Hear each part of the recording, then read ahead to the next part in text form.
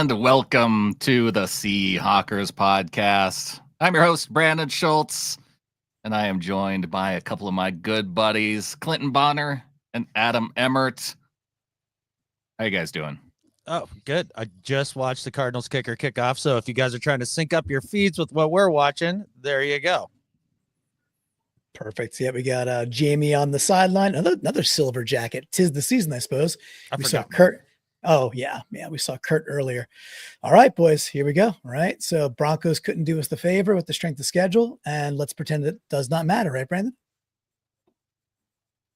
I have no idea what you just said because I was listening to ourselves through the stream. So that was fun. It's a good way to start off technologically. But we're here. We're getting it done. And now I can actually see that kickoff and the game has begun. So here we are. Yeah. And Stafford did Nakua for 15 right out of the gate. So great start. Great start by that amazing Arizona Cardinals defense. Thanks a lot already. Well, we're going to need a little I bit see more in chat, we've got people showing up. We've got Amy in the chat. We've got Keith Kedover, USM Seahawk. Carly saying I'm going to be so pissed if the Cards lose. At least hanging with you guys will make that less of a waste. And yeah, it's I'm not like real high on the fact that the Cardinals may win this game, but I'm here to watch and hope and root for them to win. And so is Ryan 911, our live executive producer, with the $9.99 super chat. Boo, Rams. Forever boo. That looked like an interesting way to spell a 4-letter word that I usually use when talking about the Rams. So yeah, but already almost to midfield here. Oh my goodness. Yeah, they're just marching down the field to start things out. Well, we're going to get an early third down, about 3rd and 5. Kyron just crossed midfield. They ran the ball 2 times in a row. So that's weird. You can do that? Third, yeah, you're allowed to do that. Broncos showed that you could run the ball over and over and over again and have success. Go figure. Well, relative success. I mean, they did lose. Yeah. No huddle. All right. Stafford. Oh, almost picked off. Picked off. Wow, bad read by Stafford. He had Nakua there on the curl. He should have just hit that. No, he should have done exactly what he did. Well, I'm happy he did what he did. I'm just saying if he was going to try to be better at quarterback, like he should have gone for Puka there. Oh, man. Or not throw it 2 yards behind freaking Cup. So, yeah, for sure. All right, nice stop. Nice stop. Here we go. True Metal Jake saying, the league wants the Cardinals to win, so that can't hurt. If the league is really fixing these games, I suppose they do want our Week 18 game to be the de facto NFC West championship, and then they can fix it and then get the Rams into the playoffs that way, right? Yes. If we're putting tinfoil hats on this early. Yeah, I got good news, bad news. So the good news is the Cardinals are about to drive 97 yards. You can figure out the bad news. Yep. No, that's good stuff there. True Metal Jake there. He's obviously not aware of just how much the NFL must work in LA. Like, yeah, why even put Week 18 to chance, right? Yeah, exactly. They're not going to do that. We got notorious punt fan Keith Kedover. If Flocktimus loves the punt, man. Yeah, no doubt about it. That'll be good for that Isaac Punts channel. Like he'll be excited about that. And speaking of punting and Punt Hub, I think one of our, or maybe another 1 or 2 friends from the Seahawks Nest might be joining us tonight too. Correct. We may have Nathan. We may have Kevin, and yes, they are the proud owners. I believe you would call it owners of Punt Hub. I'm not sure if that's a .com or a .org. Probably a nonprofit by the sounds of it. .net maybe. Maybe go .net with that. Maybe. Probably should go .net. Maybe .eu. There's probably fewer restrictions on some. They do not fewer in the EU. I don't know. I'm just guessing. .io maybe. It seems like they're a little less conservative socially than maybe the US. I don't know. Just a thought. Maybe. But it is commerce, so they're going to do something. Yeah, that's true. Oh, I'm not saying that they wouldn't get tax out there. I'm just saying that they could probably show dachshunds being punted and like still be fine. I think we've struck an accord, Adam. Right. See Mr. Phil in chat. Almost Hey. perfect start. Yeah, we just got to get McBride going from between the 20s. Yeah. Because he has to continue a streak of 0 touchdowns. And like, can he just close out the season with 0 touchdowns? No. No, we he's gonna have want 5 4 tonight. touchdowns today. Yeah, 4 5. touchdown night. Yeah. Yeah. 5 Fine. touchdown night tonight is totally fine. Totally There fine. you go. Marlon calling it for the first touchdown. There we go. And then Marlon, it'll be the second one and the third one. Big Trey McBride house here. Love it. Oh, absolutely. Yeah. We all know this is a James Conner game. If they don't get Conner going, there we go. USM Seahawks right with me. Oh, man. we can root right along with USM Seahawk, and so he can win his fantasy championship. That's right.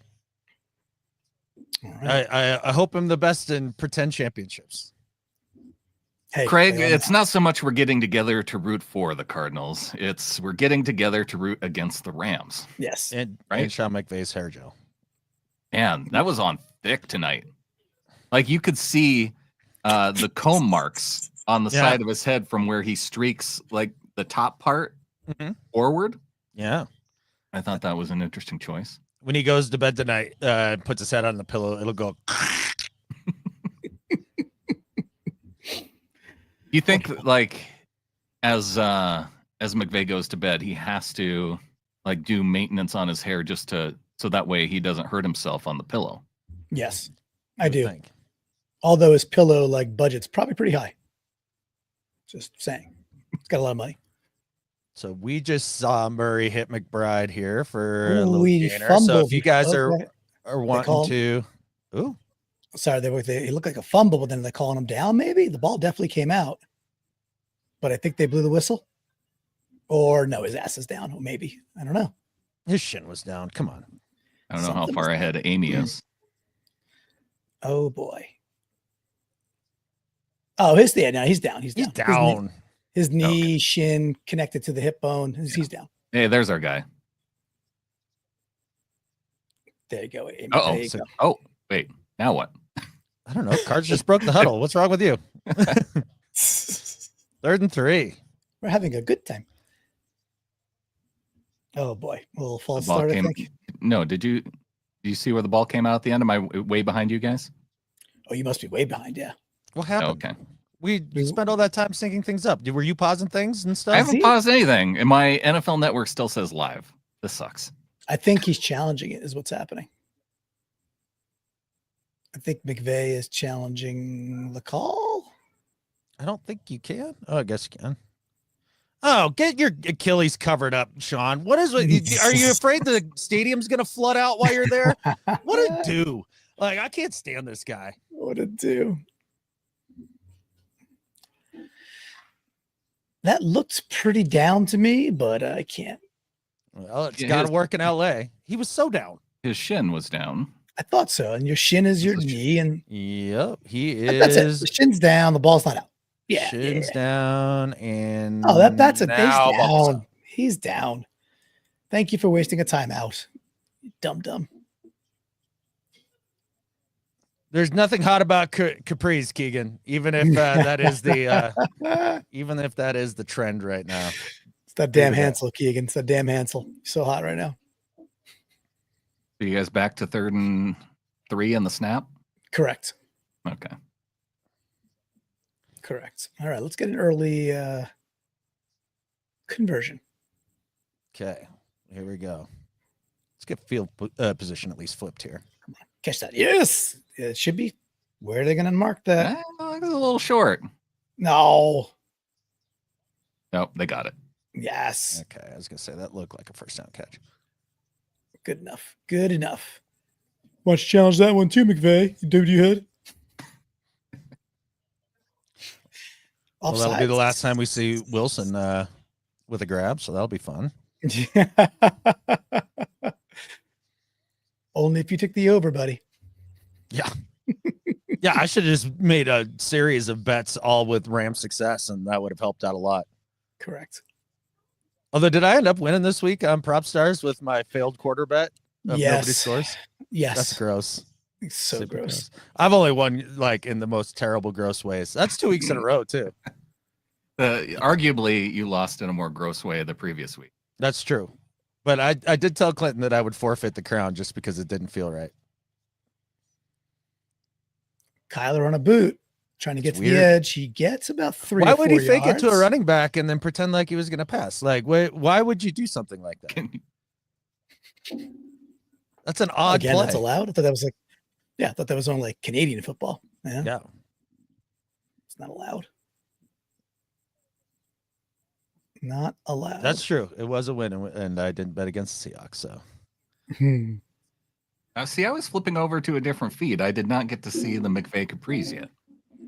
You didn't see the when he was challenging with the flag? No, I didn't get to see it. I was trying to catch up to you guys. Oh, it's going to be about 1.5 yards short. Going to be 4th down. Yeah, you're putting here, guys. He was down like once already. Just cool your jets.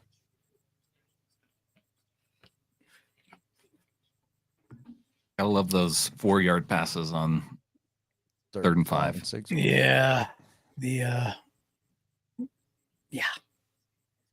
mean, at least it wasn't 10 yards past the sticks like every 3rd down that we have.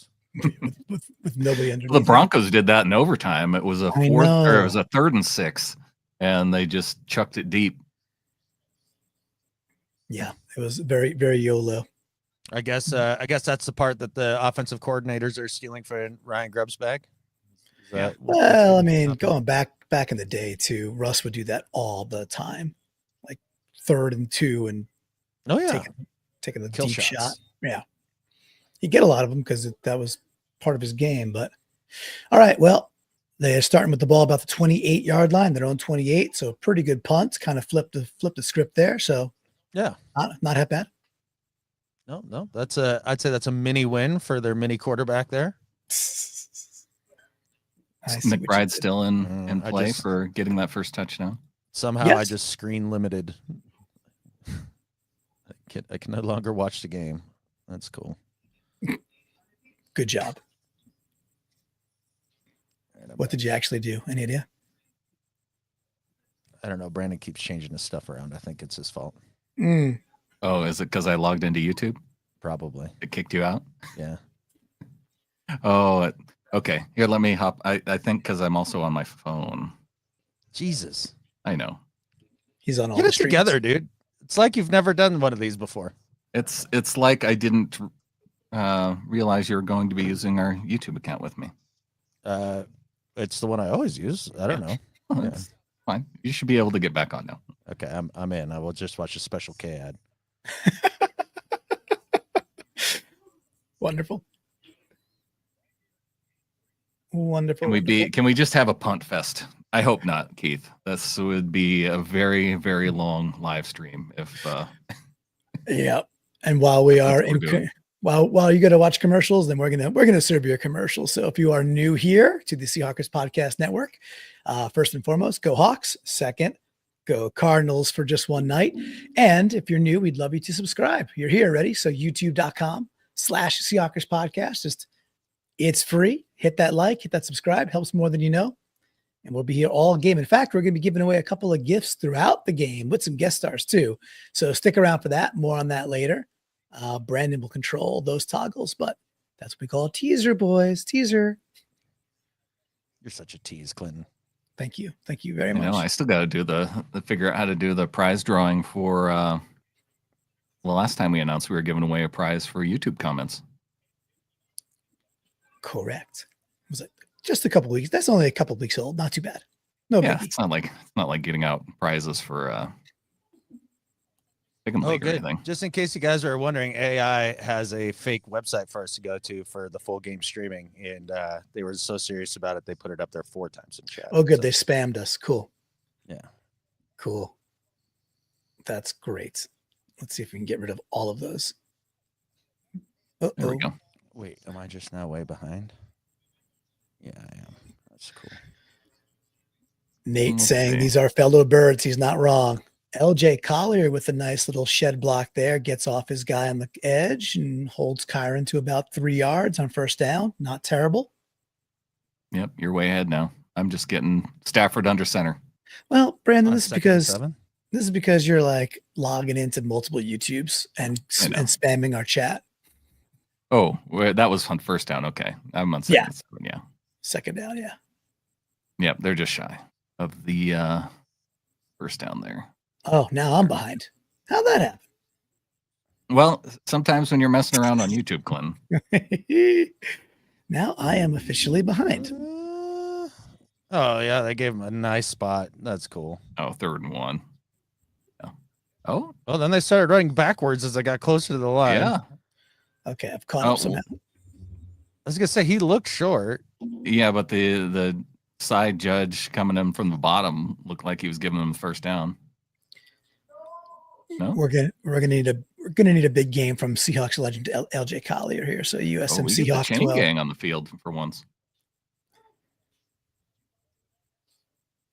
Keith is saying no way.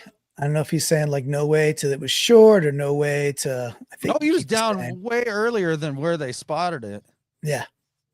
Hmm. Don't think. I mean, let's oh, not he's be right there. Yeah, his knee's down way early. By the hair of the chinny chin. The football must work in LA. Yep. Yeah. Boo earns. Ugh, all right. First down. I don't know if you guys. I know Adam, you were not watching, but there was this playing the Bengals Broncos game. It was like a yard and a half short. They pulled it out like all dramatic style. It was so ridiculous as USMC is calling out. That's so funny. stupid. Did the ref hold his hands up and like give him it was he length, couldn't. He was just like yeah. It's about that far. It was ridiculous. All fucking day. Oh, still couldn't hit a guy. Nice. Yep, Adam's the farthest ahead now. Okay, then I'm gonna pause for a half sec here. Yeah. Ooh, but that was almost picked though, yeah. He's had 2 behind his receivers now. Yep. Oh, that is not that can't be true, Ryan. That can't. I don't know. People may not. We might be the only 3 wearing Seahawks gear on the internet today. That's true. Today. At once. Yeah. I feel pretty good about that.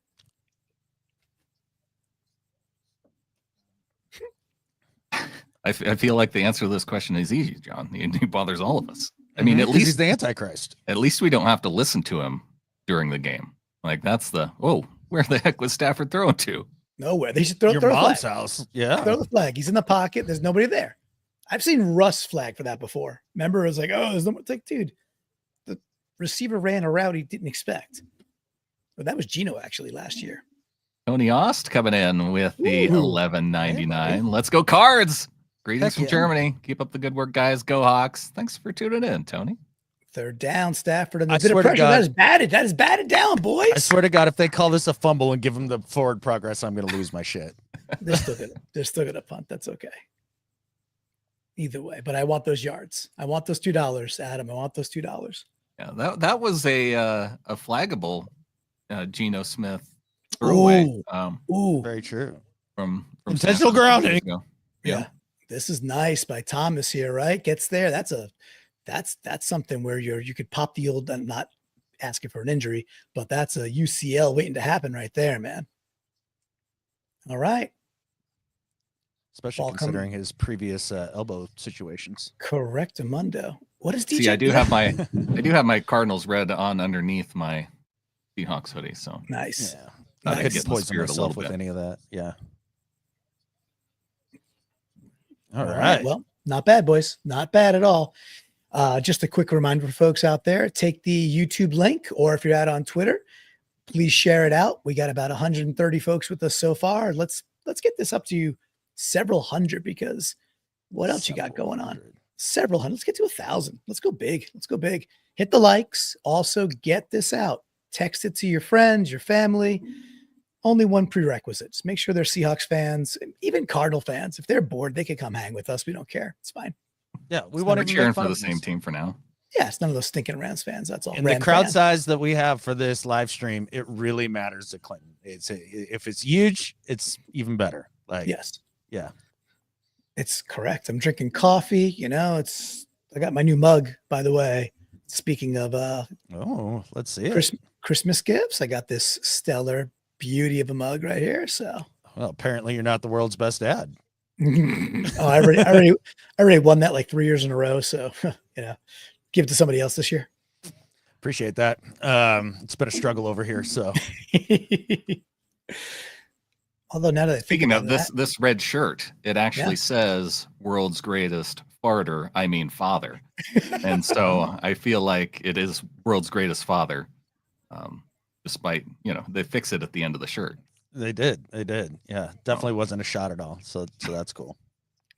Does any of us buy that Jennifer Gardner hangs out in a Capital One lounge in an airport? no, I don't No. buy that. Not even No, for an instant. No, she doesn't do that. Not even an instant. You're not fooling me, Jennifer Garner.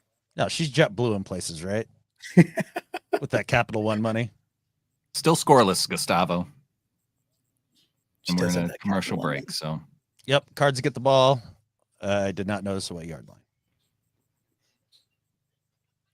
yeah, I'd be okay with some scoring here, Phil. Let's start it here. Look, guys, patience. We get the Rams off to an ugly start. It's all good. This is a good start so far. We got the ball back. It's okay. Well, the good news is that Kyler usually plays better as the game goes on, so that's great. Oh, there you go again. just I wish saying. you were, yeah. It's in bold italics. I was gonna say, I wish I didn't know that was in italics, but it is. Yeah. All right. And we've got 5 we've yard got line. a very deliberate AI here. Oh no. Spamming us again. Oh God, pick that up. I think the Rams are offsides. I hope so. Oh, Anybody? no. Oh, false start wipes the whole thing out, so they only lose half a yard or so. Phew. Wow. Hey, keep that on, Kyler.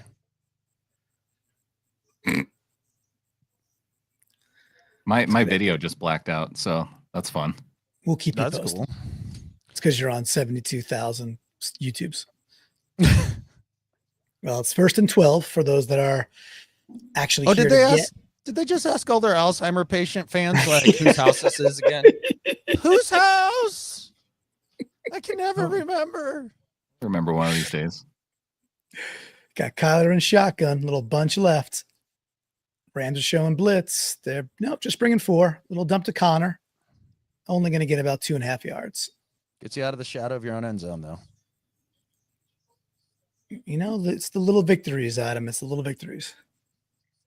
Isn't that the name of like Kyler's Instagram account? Little victories. Yeah. It is now. Yeah.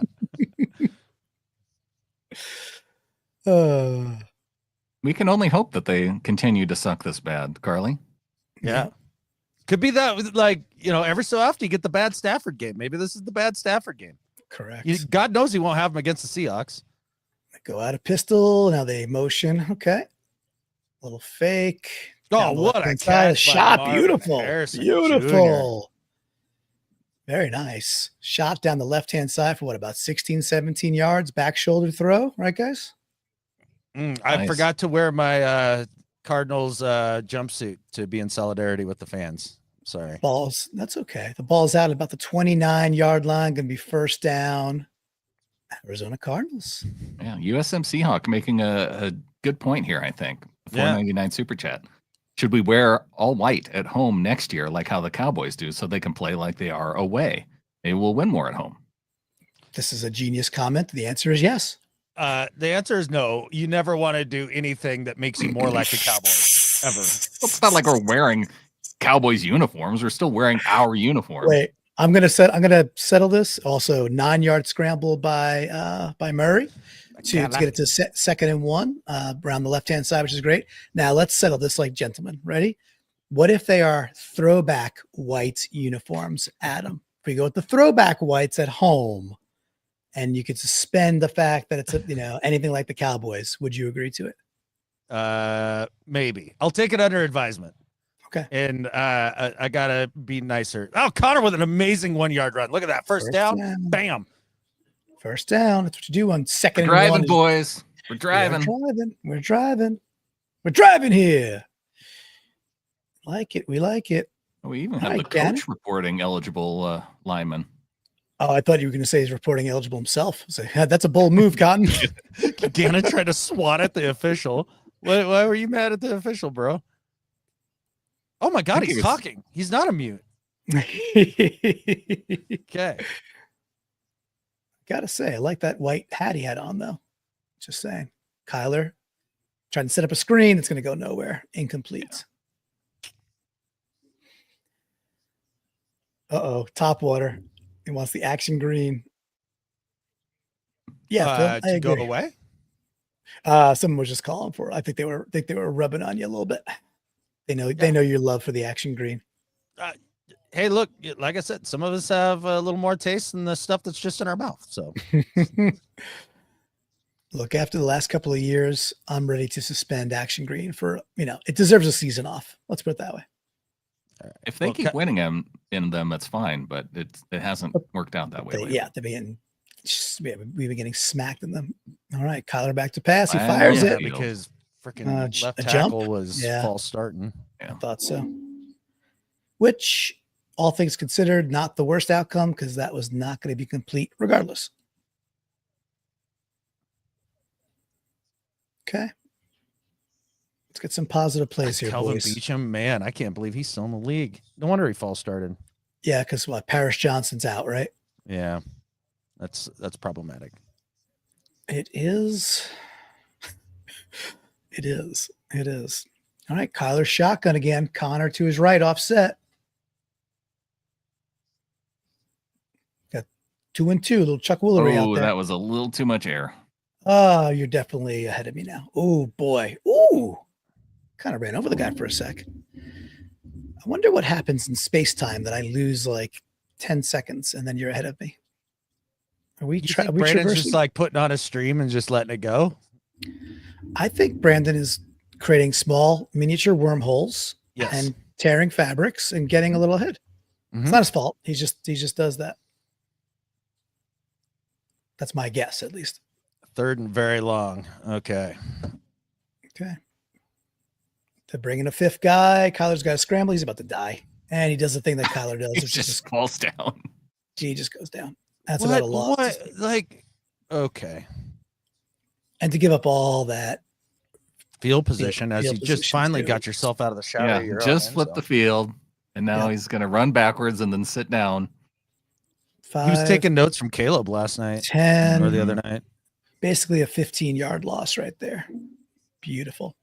And he got to stand on his head.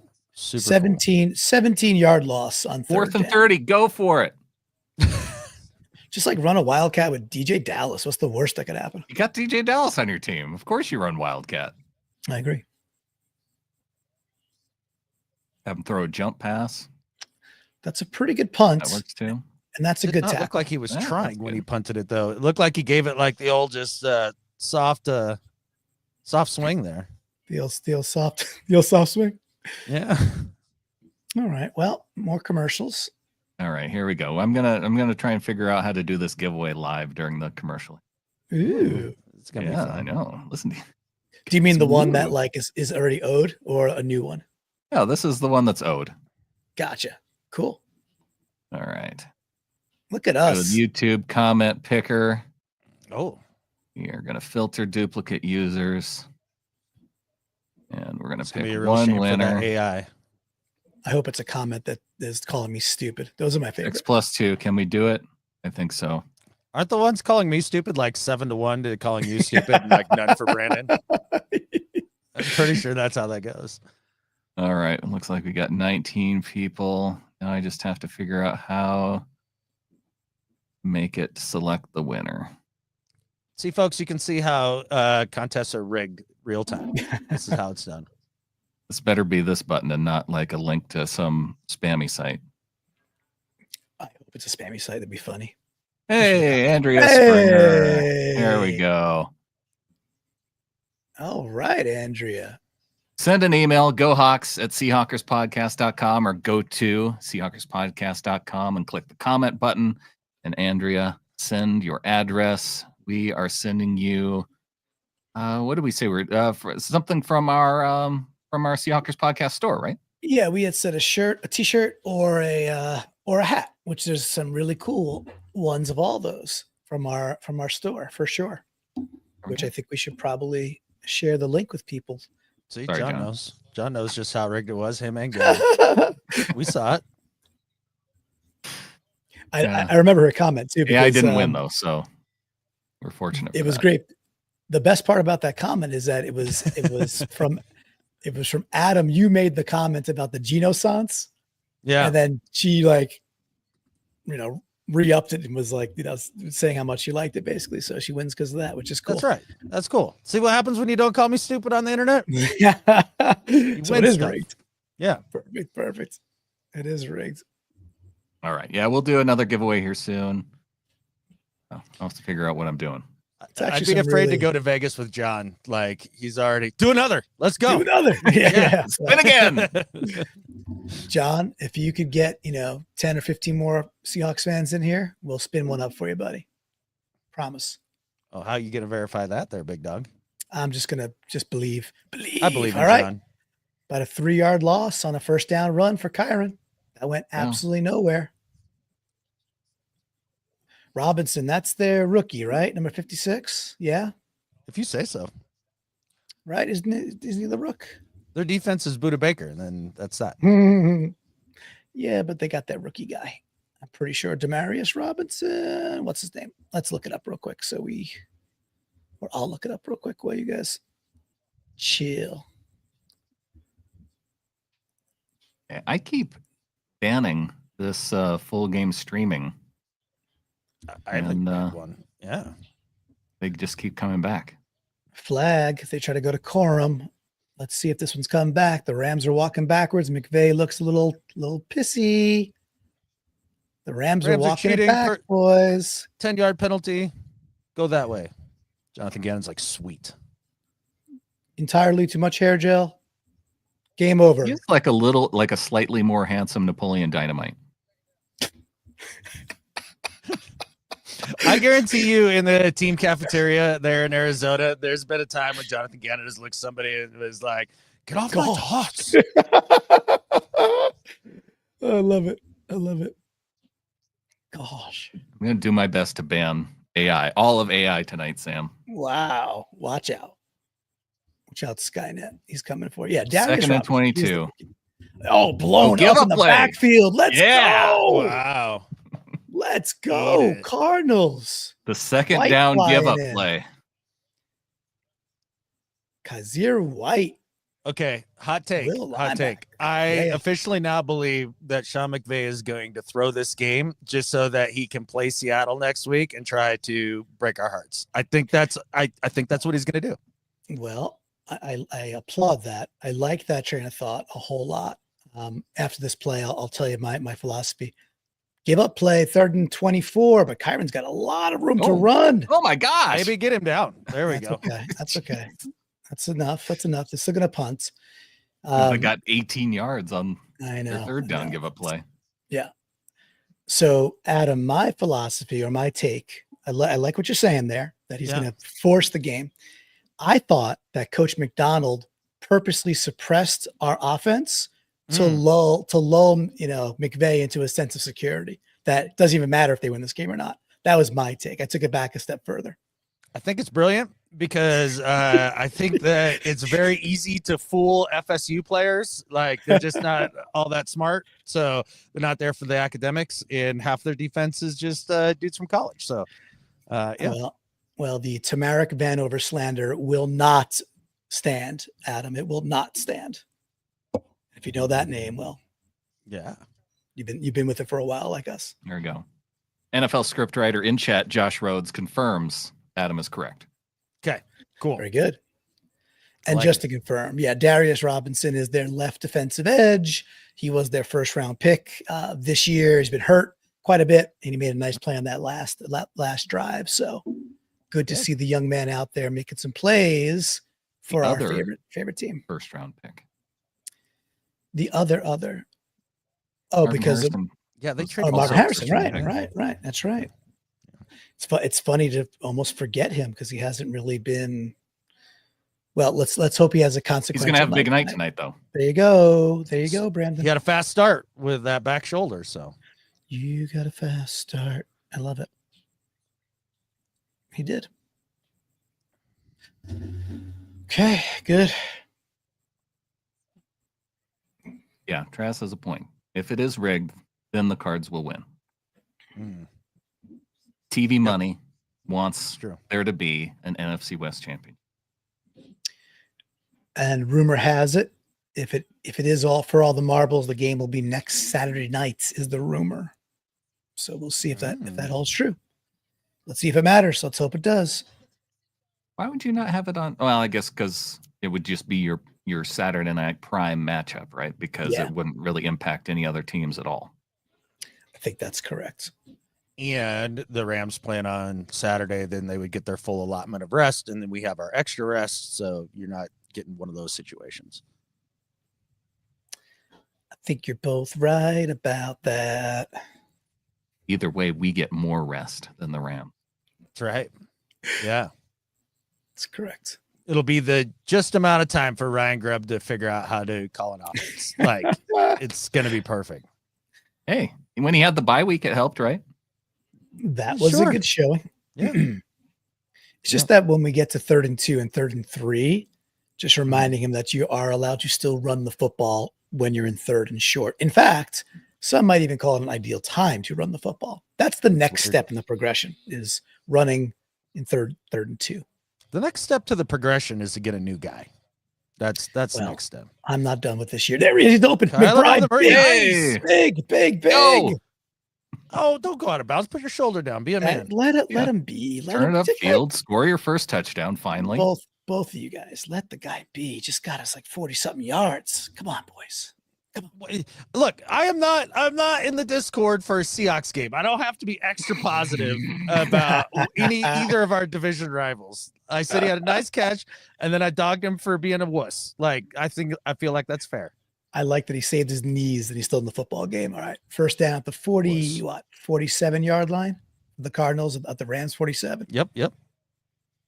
Kyler back in shotgun again.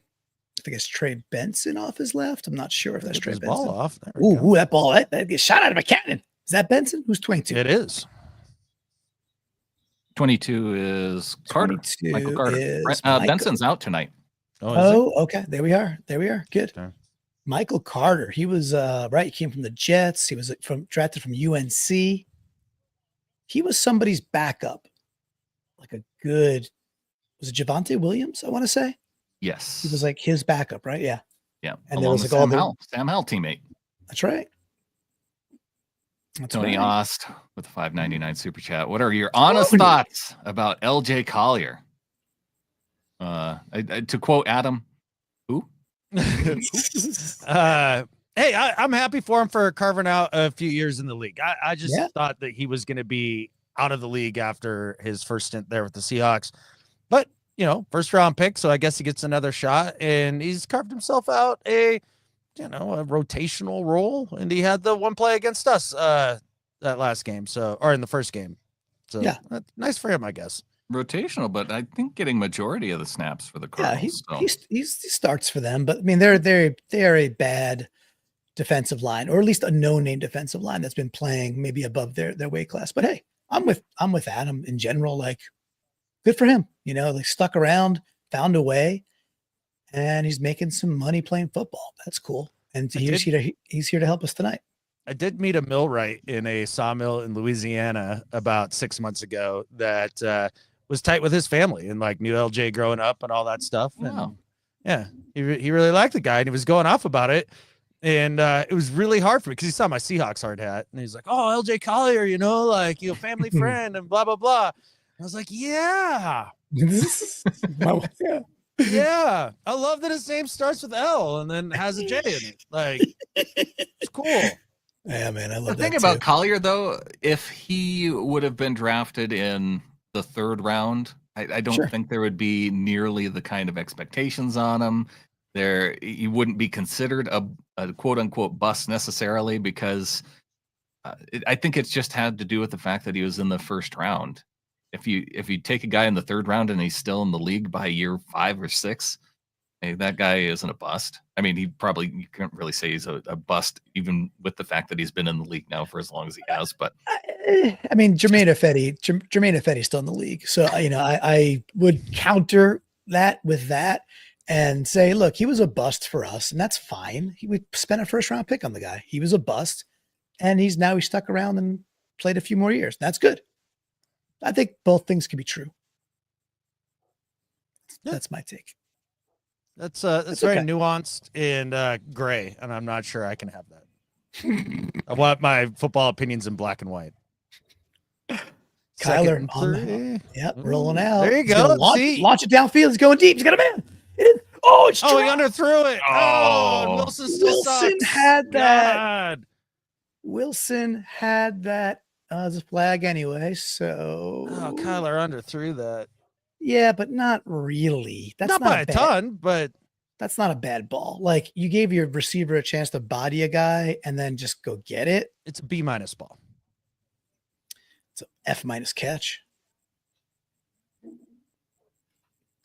And Arizona was touching people illegally. I like to touch my Bobo on the Discord. Great name. Was he out of bounds? I think he stacked him. He wasn't out of bounds. I didn't think so. Doesn't matter. He can't catch a cold anyway. That's a conversion, though. Right back to the guy crossing the 40-yard line. Boys. I would have much rather the previous catch. Well, maybe. But let's see how this plays out. More time off the clock. We'll see. Jonathan Gannon back to being Helen Keller. That's cool. McVay still looks like a douche. That's nice for him.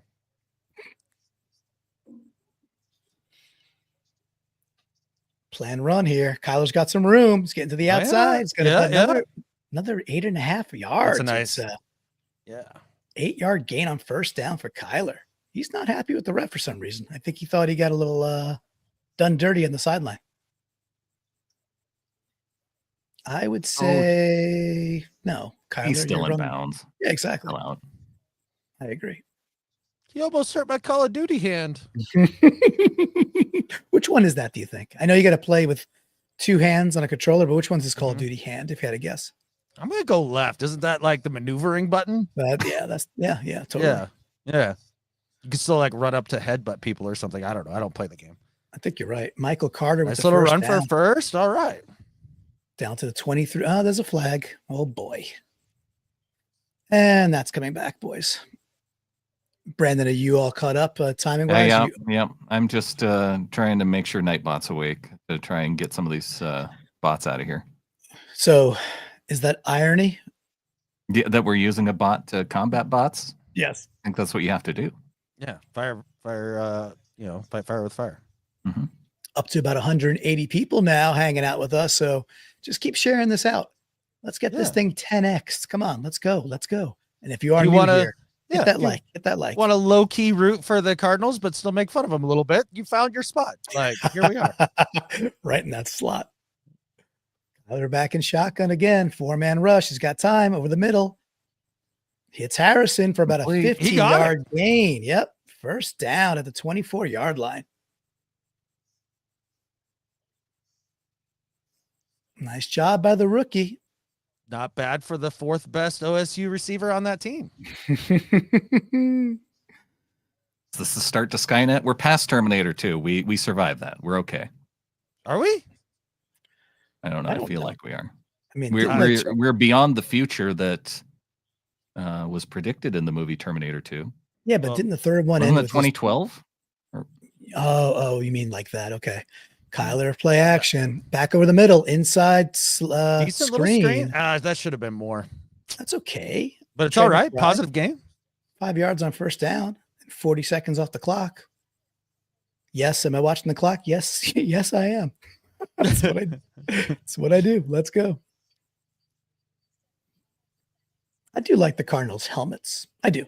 I like the helmet. I like the emblem, like the white. They're sharp. I think they've always been sharp. I like how they've gone with the color gradient, like metallic red for the bird. Like that does look sharp. A little metallic red. Cards kicker should be able to make a field goal from here. Yeah, Ryland's pretty decent. Oh, Dude, just that 8-yard outs is what you do, buddy. yeah, just a miss time there.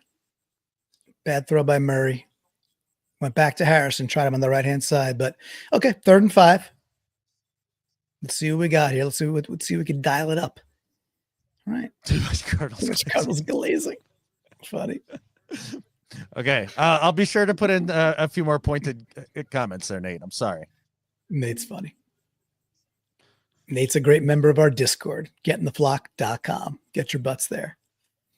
McBride in motion to the right-hand side. Rams bring 4.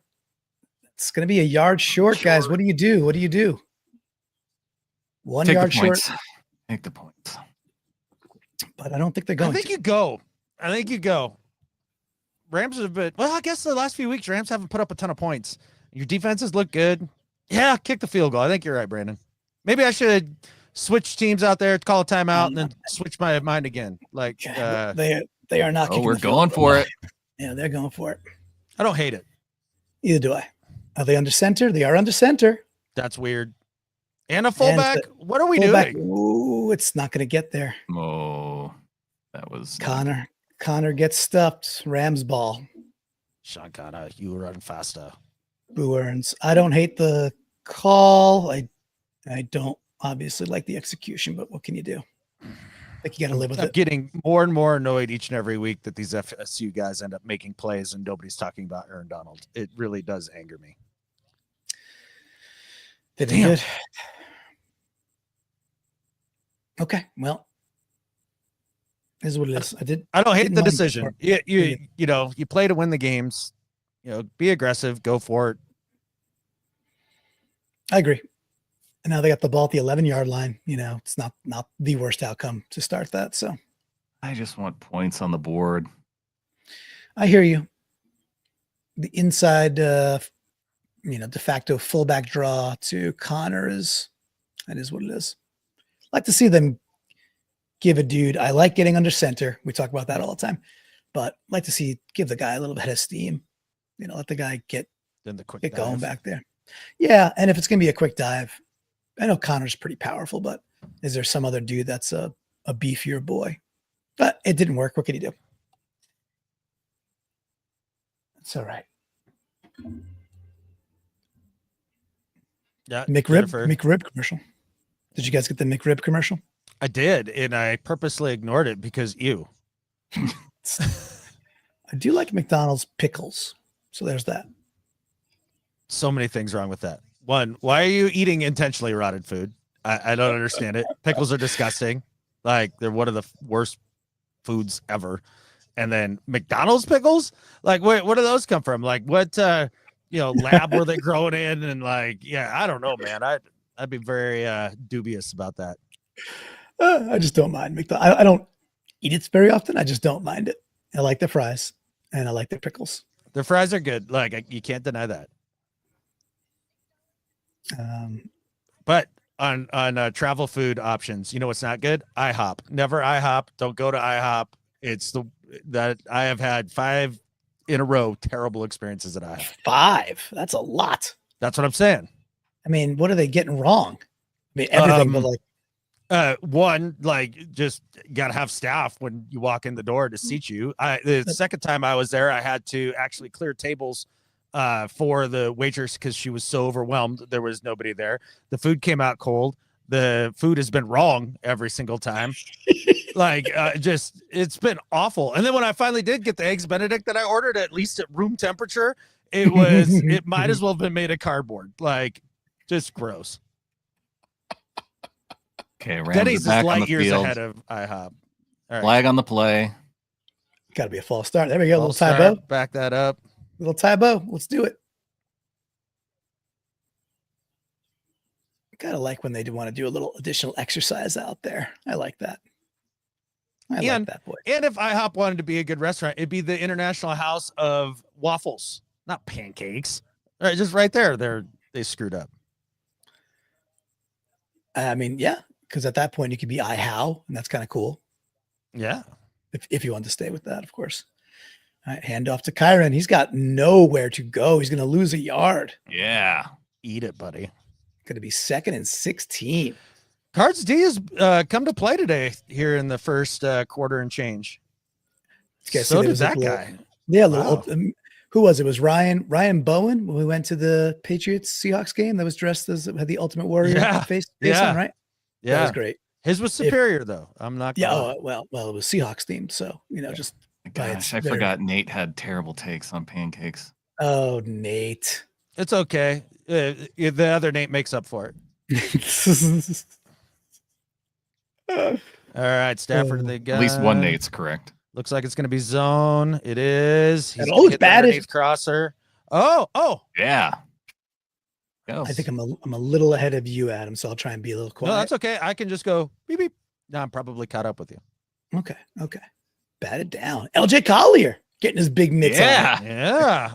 I think LJ Collier's a Hall of Famer. That's what I think about LJ Collier. Look at that. Well, listen, to put people in the TCU Hall of Fame is really something. So that is, I'm all for it. Well, it's I got to help M out here. Like, yeah, that exactly. Then they just turn into like weird mushy butter syrup things in like waffles. They have individual cups for all that, which is great. All right, cup on the Deku on the screen. No, damn, he didn't get it. He's a yard short at least. He's at least a yard short. Nice little screen, wide receiver screen. Tapuka, good. This works for everybody else. When we do things like this, it's just slow. It doesn't work. We get nowhere. Okay, he's a good yard and a half short. Yeah. Oh yeah, he's way short. All right, they're punting good. Look, pancakes are good, but they're not waffles. I mean, it's just that's kind of it. Sorry, Nate. Yeah, I think pancakes you rely on what other flavors are on the plate to soak them up, whereas waffles generally have some flavor. They can stand alone. An okay punt. Going to be about the 30-yard line. And look, a flag. Oh no! Let's hope this is not against our guys. Never this, M. Never this. What was the 2 Adams, 1 syrup cup. Oh Lord! Please bring back the spam bots. Hello, Ollie. Hi, good boy. Ollie's a sweet pupper. Yeah, he ditched me today. RJ is correct in every facet. All right, it's on the Rams. As it should be. Yeah. Yeah, you're a cheater, 42. You know what you did. Sausage, eggs, avocado every morning. That's the brekkie. But if I want a treat, little waffles is good too. So my road breakfast is Eggs Benedict, if I can get it. And I've been sampling Eggs Benedict all over the country for many years now. And I have a definite hierarchy of Eggs Benedict quality. Now, is it regional or is there like a particular, obviously we know it's not IHOP. We've covered that, Adam. But is there a particular place like this is good or regionally that you've found it to be better? I've had one of the best ones I've ever had at this tiny cafe in Portland. It was fantastic. Good luck finding it again. I think they probably went out of business because it was either Eggs Benedict or avocado toast, and that was about it. But it was delicious. I'll give them that.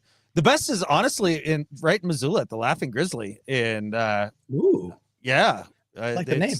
It's by far the best. But Denny's is like a bang on 5. I'd say Sherry's is like a 6.5. Okay. Yeah. Okay. Well, there you go. When you went to the place in Portland, was the table big enough to fit 2 human men, or was it small like our place in Boston? It was definitely small, and it couldn't fit us or our designer mustaches either. Tried to sit there. Wasn't planning on having a PBR for breakfast, but we're in Portland. Here we are, right? So, all right, Luke's bringing some heat here. It's a tough argument. They're good. They're good. I just feel like they're time and place. We do them on Christmas morning. A little too sweet for my liking. I like a little more savory than the sweetness of a cinnamon roll, but they're good. Yeah. I've got cinnamon rolls locked and loaded for tomorrow morning. So very nice. But you're on vacation. If I had to pick, I think I would go cinnamon rolls over. But cinnamon more of a rolls are more sweets guy, though. breakfast Yeah. dessert. So you go meat and eggs, then cinnamon roll. Close out strong. I don't know. You get it all. Oh, Greg Gumbel passed away? Jeez Louise. Yeah. Okay. Sad. Dude was very solid for sure. Hell yeah.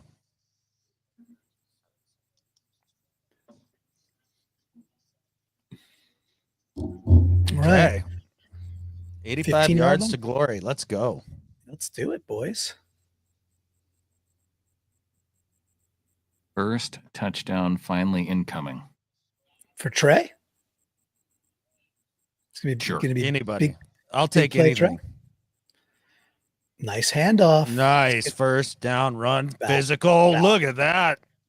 12 yards. Eat it, 12 Rams. yards. 12 yards for Michael Carter. Look at that.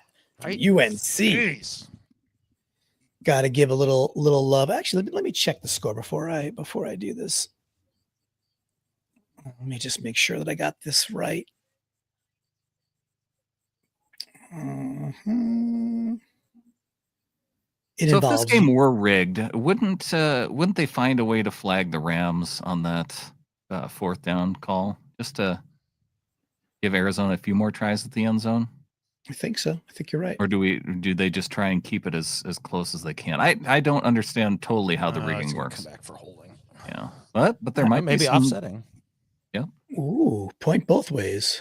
Yeah, there is a flag know. down in the secondary. You know you want to.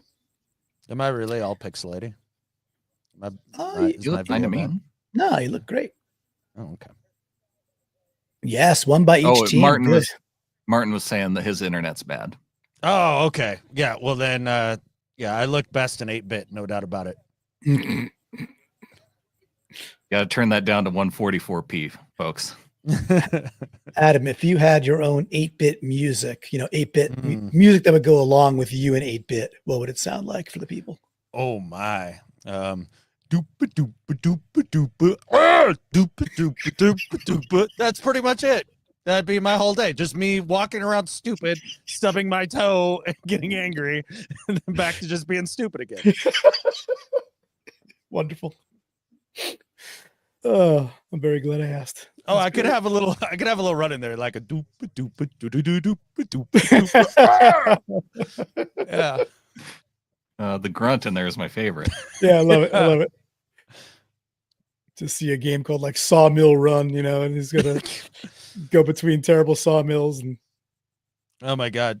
First time I ever went to the mill with my dad. My dad's a big deal in this industry, and I've always felt like I've kind of just been like the black sheep son.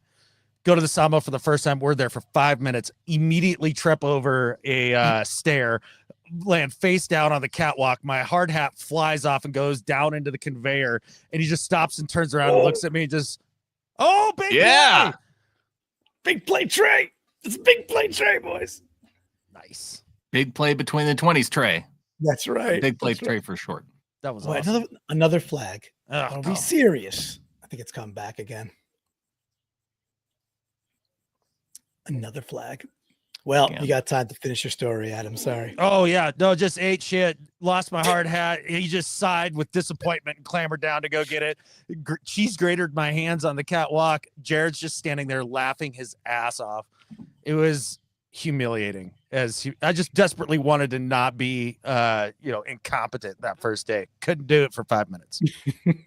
Doopa, doopa, doopa. Oh! That's exactly what happened. Doopa-doo-doo. Yeah, if we could make a whole video game for you, I feel like level 1 would be like escaping the Santa Mall, that'd be, that's level 1, Yeah. and that'd God, be good. Kyler hit that throw. I thought that was going to be like level 5 for the Cardinals here. I know. All right, well, 2nd and 15, Kyler back and shoddy. Little inside screen to DJ Dallas, Seahawks legend. Has there been a running back in history with more touches on 2nd and 3rd and 15 plus than DJ Dallas? You know, he's got a niche, that's for sure. I feel like that's not something I need to look up. That's just, it feels right. Yeah. All right, 3rd and 10 upcoming. Where did DJ play? Miami, I want to say. At the U. I think he was a Miami guy, if memory serves. He was a Miami guy. Yep. Right. All right. 3rd and 10, empty. Blitz on the Bringing edge. forward. And Murray he is fell too down. small and No, gets he's knocked gonna down roll. for no reason. of course, Kyler He- just can't stay on his feet. He thought he was going to parkour for 15 yards there for a second. For a guy who's so close to the earth, you'd think he'd have better balance. But here we are. Maybe like, they're dude, saving get it. Connor for the second half. It's like, dude, get out of that. Like, you're not touched. Oh, he stepped on I a think he foot. stepped on his dude. Yeah. Dude stepped on him. Oh, He stepped on foot. Maybe they Okay. won't see me if I just keep rolling. Jeez, at least in our game, it was raining. That was disgusting. That was not a very good punt. You're right. He looked like he barely kicked it Yeah. that time at him. Yeah. That wasn't much. Not much at all. Punt counter He's up a- to 7. 7 punts. Yikes. Punt hub. Did we get a super chat from a Cards fan here? Oh yeah. All right. We'll quit battling over you have control, Brandon. No, you Cheers. take it. No, Oh, you okay. put it on screen. Oh, okay. Well, thank you. So, Rafter, KTB Cattle, what's up, buddy? As a Cardinals fan, I try to watch all NFC West podcasts with a jealous heart. You guys are my favorite to listen to. Well, Merry Christmas back to you, man. That actually does mean a lot, coming from a opposing fan too. So, thanks for that, buddy. And go Cards. Help us go out. Cards. That is super cool to hear. It's very nice. I want to know what's your favorite Cardinals podcast. Yeah. There you go, Rafter. Share. We'll share it out there, right? Because I think Clinton has ambitions to do some sort of NFC West roundtable thingy next year or something. It's an Oh, yeah, we idea did being talk about that. bantied. Yeah. It'd be fun. So we need a Cardinals dude. We need a Cardinals dude. I've Oh, listened yeah. to the lockdown James- guy a bit. James bringing up Champy. Where's Champy? Oh yeah, champion Cardinals fan, legendary Cardinals fan. Yeah, he was legendary for one show at least. That's right. Champy had PHNX a- Cardinals. Yeah. That's one to check out. Okay. Okay. To be I'll fair, write it down. the Phoenix Cardinals, when they were the Phoenix Cardinals, they were a fun team to be in Tecmo Bowl. Oh yeah, that was what Neil. What's his name? Number 14 on the Phoenix Cardinals. Neil Lomax. Lomax, right? No, this was a later team, like Super Tecmo Bowl, not like the one everybody plays, the one with Bo Jackson. I got you. I'm saying, but Neil wasn't Tim wasn't that Rosenbach. Neil? That's who it was. Tim Rosenbach. Isn't that like Dan Vienz's college roommate? I'm like pretty sure. Tim Rosenbach? I think so. He was like his best man in his wedding. Wow. Somebody Okay. can confirm that. I think he was a Washington State coup guy. That Somebody, Oh. some- that tracks. Yeah, I Someone think in the chat Rosenbach would- was a Yeah. Wazoo guy. that was Vienz's roommate.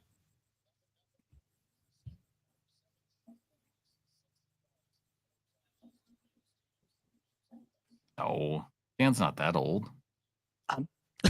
Wow, how would I know that? Play action. Stafford gets hit. So still gets it to a wide open jeez. cup. Boo. Was it down to about the 30-yard line? Oh, Rosenbach was born in Everett.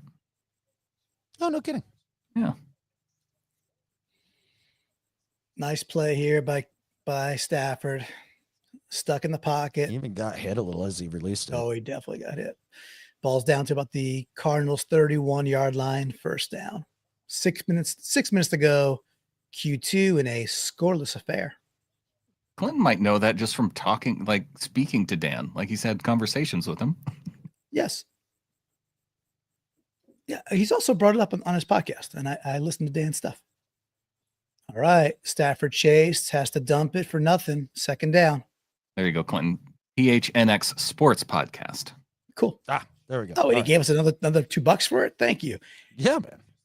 Well, thank you for that. That's very kind of you.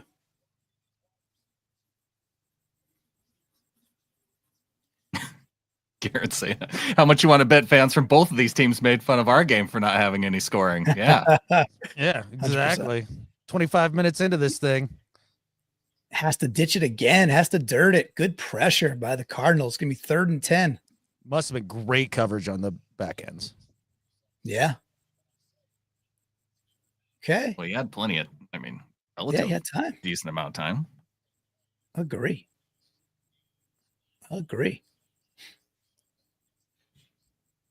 It's a good thing it's after Carly. They're bringing a blitz. He doesn't see him. Throws it. This so is the completed best it. Rams play ever. Very great throw. For those that are listening to us to get the scoop, Nakua about a 15-yard completion down the right-hand side, just over the outstretched hands of a linebacker. Nice ball by Stafford got smoked like Yeah. a half a tick. Bang! Oh, After he Buddha? released Yeah, the that ball. was There's that Buddha too. Buddha almost got there on the blind side. Dang.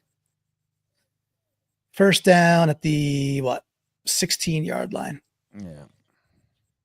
Under center. Puka. Perfect position to throw a pick six. Play Buddha action. on the blitz. Oh, he got faked out of his oh! Did he catch it? No. No. Saying no catch. That's a couple times though. That's like the 3rd one that's been careful, a little spicy, Matthew. Oh, that is not a good almost ball. an awesome play. Yeah.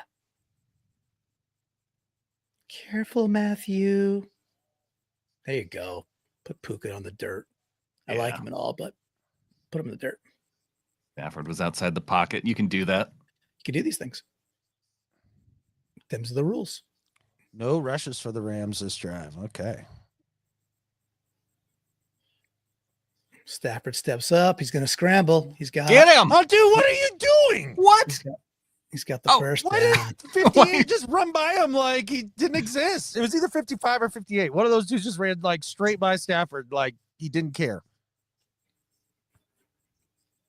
Got our first guest joining us, gentlemen. We've got Bryce from Hey. Hawk Zone Rundown. Hey guys. Bryce? Bryce. Oh, this is hard to watch, isn't it? It is, man. Great. Oh man, I whenever you got to trust Kyler Murray to do anything, it's kind of depressing. It is, man. It is. Imagine being a He Cardinals. just like even like that first drive they had where they were on their my own like gosh. 5, his body language was just like, I don't want to be here. I want to just be anywhere but on a football field. It does seem as if he'd have been happier playing baseball. I think you're right. I think there's a real argument for that because I remember watching that Dan Patrick interview when he was getting drafted, and like the vibe from him was like, I could care less if I'm in the NFL or in the MLB either way. Like, and then now that he sees the work that has to go into being in the NFL, I think he's going, might have been better off taking millions of dollars playing baseball. Sorry. Dude. Ah. Almost picked off in the end zone. Buddha, the man. That's like 3 near picks in the on this drive for Stafford. What? Snafford. Snafford the snorkel. I snaffed Stafford name. Yeah. What is it with NFC West folks who cannot intercept Stafford freaking gifts, man? Dang. I don't know, but you can't win anything with Stafford. Get him out of there. He's gonna carry it in. I think. come No, on. he's They short. Had him. Kyron sneaks across the goal line. 6-0. Stupid Rams. 3:23 to go. Quarter number 2. Boo. They have not put Last one of the 6 day up for yet. them. Oh. I think So he's Sam's saying that Kyler wouldn't do baseball because there's more of a time commitment. But minor league baseball, you have like all that road time. That's a lot of Call of Duty time. Well, wouldn't you just want to be a relief pitcher at that point? Like, because you don't do jack as that, right? Maybe. I feel like he would have been a really good shortstop, I think, if he had actually like committed to it. Like he's got good enough lateral movement. I think he would have been a really good shortstop. But what do you guys think of the Cincinnati Denver game? That was a good game. It was a fun game. Yeah. Great game. We were cheering on the Broncos, I think. Yes. Just because that's who we wanted to have winning that one. But man, like going through that draft process this year, like there were things when I watched Bo Nix where I was like, hey, like I can see it translate. But now watching him in the NFL, I'm like, damn, there's a lot of things that translated from his game to the NFL that he's just gotten really good at. And sometimes I wonder, like, when is John Schneider ever going to take that swing on a guy and not a guy that's Josh Allen or Patrick Mahomes? And I think, like we had a conversation on our show, and, me and Ryan have been kind of on opposite ends now about the Geno Smith conversation. And like, he's like, okay, I think it's time to move on. And I'm like, to what though? What are we moving on to? I'm not prepared to be the Cleveland Browns and have jersey name after jersey name going down. And, he's like, well, we got to move to somebody. I'm like, Josh Allen is not falling out of a tree again. Like, if we're looking for the next Josh Allen, you're going to wait 2 decades to find him. You just move on. That's what you do. You just move. You decide to move on and you move on, right? No plan necessary, right? Yeah. See jersey behind me. I'm not ready to move on yet. Yeah. It's always interesting when you bring up who you got that's better. And there's no real response, and especially going into this name season. 20 guys that are better than Geno. Yeah, okay, let's go, right? And then they get to about 7 and go, well, I don't know. I personally think this guy's better than Geno. Well, and the thing is you get out of those 7 you get is like Patrick Mahomes, Lamar. It's like, hey, yeah, exclude the top 5 from that conversation, and let's have a real conversation now from like QB 8 back to the end of the league. Like, I have friends that are Raider fans. So I'm like, cool. Like, if Geno Smith became available, he's like, we'd sign him instantly. Like, he's a winning starting quarterback. He hasn't had a losing season in Seattle. Like, and I've heard Rob Staten and some other people go on about Sam Darnold as an option. One, I don't think the Vikings are going to let Darnold out. I think they're going to keep him and kind of do the Jordan Love thing in Minnesota, where they're going to keep JJ on the bench as long as they can until they have to play him. But I went to the Minnesota game and I watched Darnold live. The only difference to me between Sam Darnold and Geno Smith are 2 things. 3 things, sorry. Age. That's one thing right off the bat. He's 27. The other 2 things, he has an above average offensive line and a competent NFL play caller. 2 things. That's it. He's got a running, like Aaron Jones and their backfield, I'd put up against our backfield when it's all healthy. And receivers, JSN and DK, like, yeah, they're not Justin Jefferson, but I think JSN's better than Addison. So you're in a comparable situation. The only difference is he's got an offensive line that can protect him a majority of the time, and they tend to run the ball a little bit. Mm-hmm. Yeah. Well, I said on our last post game, like, you can never convince me that if you took Sam Darnold and Geno Smith and switched them this year on those teams, that their seasons would look different. You know what I mean? Like, it'd be the exact same thing. Geno would look exactly like Sam this year, and Sam would look exactly like Geno, if not worse. Like, I don't see Sam as an upgrade. No. And that's my thing is I look at, you go back and you look at with Waldron, as much as everyone had their gripes with Shane Waldron, the play action game out of Shane Waldron was so much better than this. I'm love watching Clint's reactions because I don't even have to look at my other screen because I can tell good things are happening. Maybe. Yeah, first down cards. I have a big poker face, guys. I'm cold, but cold steel. The big thing for me is I would like to see, like, I know this is going to sound crazy, and I said it on our last show. If this guy became available, I'd bring him back to Seattle as Brian Schottenheimer. As crazy as that sounds, bring him back because there's pieces here. You upgrade your O-line, and I'd tear Geno's deal up as it currently is constructed, and I'd add 2 years to it. So he gets this year that's coming up that he's already theoretically under contract for, and I just add 2 to it. And within that being said, I think John does have to start drafting quarterbacks, and I would maybe take one each year of the next 3 and see if it hits on something. Like, you hit on someone you can develop, because I think like a couple of guys I've already started doing my draft dive on quarterbacks. One guy that played last night in the Holiday Bowl that I've liked for a while is Kyle McCord out of Syracuse. And I could see you get him and you bring him in if he declares, which I think he's trying to get another 5th year. So he actually has an option on it, I believe is what he's trying to do currently. But you bring him in and have him compete with Sam Howell. Because I don't know if Sam Howell is a backup answer after, like, I get he got thrown in the fire in that Green Bay game, but man, did he have issues where he looked like he was just seeing, as Sam Darnold would say, I'm seeing ghosts, because that interception he threw was brutal. He was bad, dude. He was bad. I think we're in a really good, I think we're in a much better situation. And I also think, most importantly, I think John Schneider realizes what situation we're in, and with Geno not having like a sizzling year, long-term might be even more advantageous for our Seahawks, where we get a 2-year extension. Geno gets basically, like you're saying, 2 years on in addition to what is this year right now. So we get 3 more years of Geno, and then you attempt to go figure it out with a young QB that you could put under Geno and go learn for a couple of years. And that's a pretty good scenario. Like that's the other way better than most NFL teams have it right now, in my opinion.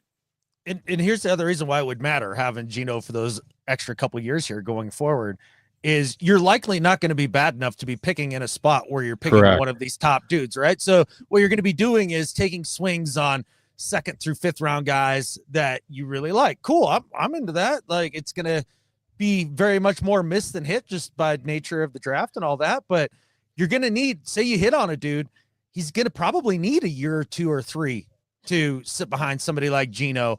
And I'm way more into the developing a young quarterback plan than I am to draft a good and here, you're the savior. Dink. Throw him out on the field. Well, and look how that's worked for a team like the Colts with Anthony Richardson. That dude needed to sit. I said that when he was coming out, like, hey, he needed to sit 2 years behind a guy that, was an established starter. Because he had all these physical tools. Like, we looked at him, he was a physical freak. The things he could do were unreal. But then you look at what he did at Florida when you put the tape on, it's like, okay, this guy is not developed as a passer yet. Like, he's not going to be able to come in and have immediate success in the NFL. And, just talking about people that want to move off Geno, I was having this conversation with my best friend. He's a diehard Raiders fan, bless his heart. Like, problems all on their own there. But he said the worst decision the Raiders made was moving off Derek Carr. Like, they've never found a solution since. And they, brought in Josh McDaniel. And I told him the year that happened, I said, he's going to do the same thing he did with Jay Cutler, and you're going to lose your quarterback, and he's going to be out before the end of the year. And sure enough, it happened. But Derek Carr, yes, he has his limitations. But when Derek Carr had a team built around him, they were able to be a playoff team and get into the playoffs. There was one year he broke his leg. The next year they, fired McDaniel, or no, who'd they fire? They fired their coach or whatever, and the other guy took over, and they ended up playing Cincinnati in the final, or the playoff wild card round. Sorry. And, now they're in purgatory with quarterbacks. You talk about purgatory is when you keep revolving door going at who's going to be your quarterback. Oh, Kyler, geez. Oh, man. You're not into that double pump action there? Yeah, exactly. The good old throwing to, McBride, the one guy that's got more catches than I can think of with 0 touchdowns. In 0 impact. Hey, Bryce, when the whole draft was coming down and we drafted Spoon, and there was all the talk of, well, if AR, drops, like, are you into him? And there was the section of the fan base that was so fired up for that idea. I hated it. Where were you at on that? Because for me, when you were talking about watching AR's tape, and it's like, yeah, cool, he can throw it, 95 yards, but he's not a quarterback. He doesn't play quarterback. He's just an athlete. Yeah. And that was the thing for me when I saw AR. Like, I loved his physical tools. I loved what he could be if you could develop it. And that's where, for me, if they had drafted AR and the plan was, okay, he is actually going to sit behind Geno, he's going to learn for the next 3 years, he's not even going to see the field, I would have been a little bit more okay with it. But for me, I was way more into CJ Stroud. Like, that's who my QB1 was. And I was like, if they can get CJ Stroud somehow, that's great. And I was even still in the camp of, you don't have to play him. You could let him sit behind Geno still. And that's where, for me, like, people are talking like, about CJ Stroud this year. Like, he's having a bit of a regression, which is normal for quarterbacks in year 2. Like, to me, quarterbacks are so underdeveloped now coming into the NFL than where they were before. And you've heard guys like Tom Brady talk about it. Greg Olson's talked about it. A lot of it has to do with the systems they're being asked to run in high school and college, where it's one read and throw. one read and throw. There's no progression. There's no development. There's no, hey, if this isn't here and, so on. And so you see these guys come into the NFL and you see these offenses starting to change to fit their skill set. You look at Houston's. It was such a, Bobby Slowick was going to be the next great thing, and maybe Seattle should hire him as their OC. Now you look at Bobby Slowick's not a hot coaching candidate this year like he was last year, and it's because teams figure out the one read system really easy, and they start to cause problems for offenses with it. Garrett in chat saying, is everybody still okay with us taking Byron Murphy instead of somebody like Verse, as we're watching Verse getting pressure on the quarterback here? And while you think about your answer to that, I do want to say to folks in chat, if you are active in chat, that is going to get you into our next giveaway. So you don't have to say anything in particular. Just be active in chat, and we are going to select someone here in the next 5 minutes or so. Yeah, very nice. I'll jump in with the Byron Murphy piece. I'm a big yes. I'm fine. I mean, Verse is looking great, and you can't take that away from the guy. Look, I think Murphy gets his chances, and he's been a very good run stuffer, and he's been a pretty good pass rusher, but he's also not in on pass rush downs. So cool, great, good first year. Let's see if he can finish strong. But getting very good defensive tackles, I don't think is a bad idea in the NFL. So I'm good with it. Yeah, I like Byron Murphy a lot. I gravitate more to the inside players than the edge players, just in terms of their long-term impact. And I think Byron Murphy is going to be somebody we can build around for years and years. And those guys are much harder to come by than edge rushers, which don't exactly grow on trees, but those interior guys for sure. 3rd and 10 for the Rams here with a $1.19. Cards get a stop here. They'll have all 3 of their timeouts and a chance to maybe score. Here we go. I'll say this about the Murphy Verse thing. Seattle, you have good edge players. Hall has now shown you that he can be a very good edge. Maffei's a good edge. Chenna, when he's healthy, can be impactful, which I'm still worried about Chenna going forward. But Murphy is also been asked a bit this year to play out of position of what his strengths are, because we don't really have we have Hankins, but he's not really an effective one tech. And so they put Byron Murphy sometimes in those roles, which don't really suit his skill set, but I wouldn't change the pick. Like, I get the, appeal of edge or Verse at edge, but trying to have that impactful D tackle, I think is a bigger thing now in the NFL than it has been before. Oh, damn you, Puka Nacua. Yeah. Oh, it gets worse. Yeah. Two back-to-backs to Nacua in the hashes. Ball's at the 43-yard line, 48 seconds to go. Rams take a timeout. That's the Cardinals 43-yard line, up 7-0. So with the first down. Oof, it would be big to keep them certainly out of the end zone. That would be dagger time, but really just no points here would be huge. Who got the ball first? The Rams? No. Yeah, who got the ball first? I don't know. There's been so many punts in between. It's tough to think back that far. I've got an interesting question for you three. Who are some guys you wouldn't have thought at the beginning of the year that could be potential cuts for us this offseason? That could be potential cuts now?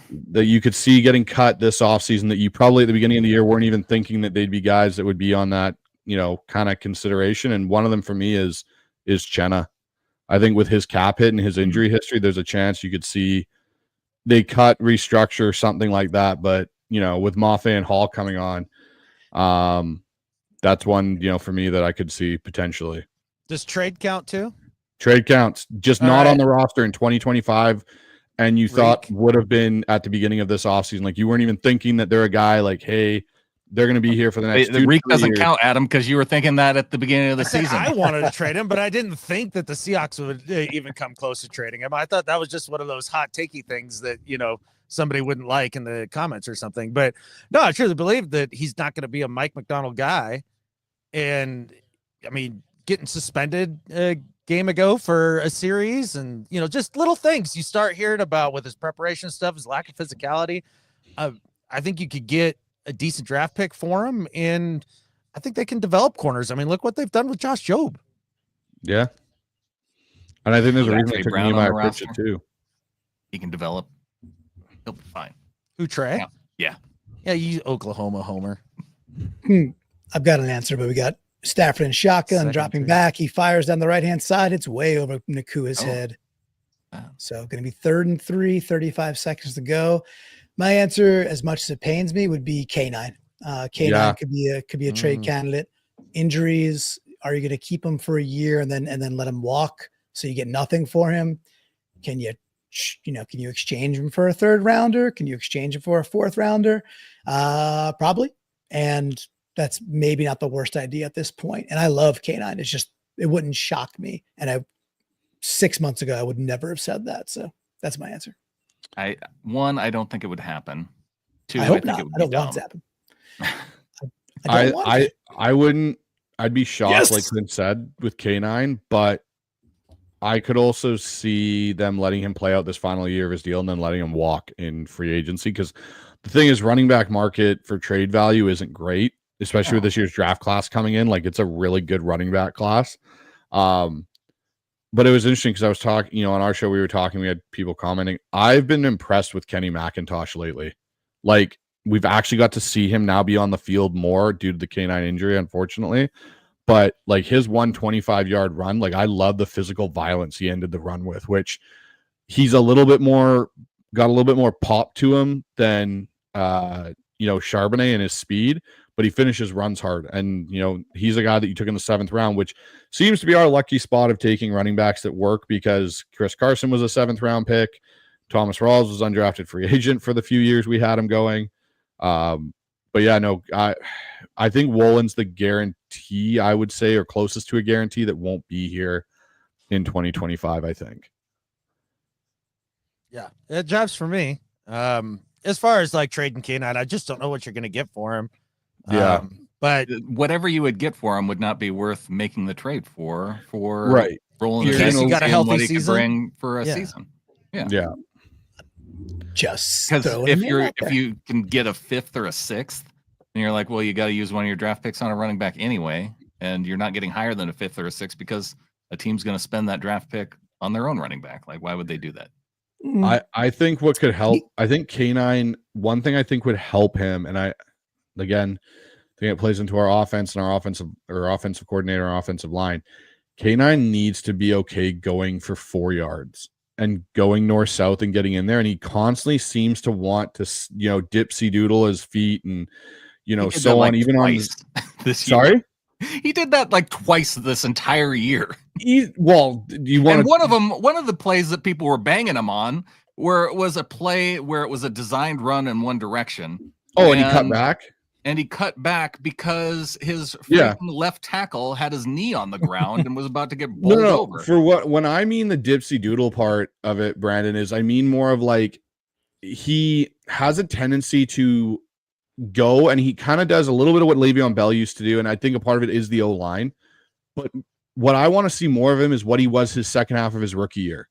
He hit the hole full speed and took off.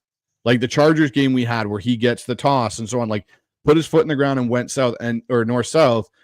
That's for me where K9, I loved his explosiveness and saw it. I don't have a problem where he's running right and cuts back to the backside of the run, because our zone blocking has been atrocious this year and he's been more successful going back across the grain anyways. But that's for me where I just, you look at Charbonnet sometimes and Kenny Mack with their running and when they do the pull and stuff like that, they hit it north-south a lot harder. Oh, trade DK. It's everyone's favorite, potential. Keep K9. I'm warming up to it. Boys, I'm going to take a break. Thing. I'm going to take a quick break. I'll be back. It's 10-0 at the half. Boo. But we got this. Second half comeback from the Redbirds. I'll be back, though, boys. See ya. All right. We're going to do the giveaway. And in honor of this conversation, I have a Kenneth Walker signed card that I'm giving away to chat. So thanks for poo-pooing this wonderful giveaway item that I was preparing to give away. You guys are like, man, get rid of K9. He sucks. He can't run very well. All he does is dance around. So here's a card. Win your raffle. Have fun. I was planning on doing. Okay, you can choose between Sean Alexander game used jersey or Kenneth Walker. Oh, Kenneth Walker. Why would you even want the other one? There we go. Yep. Just if you have not been active in chat in the last 10 minutes, just say a little something like "Go Hawks" or "Go Cardinals," even that is acceptable for this particular game. Normally, I think Cardinals might be a banned word by Nightbot usually, but Yeah. we're gonna allow it for the stream only.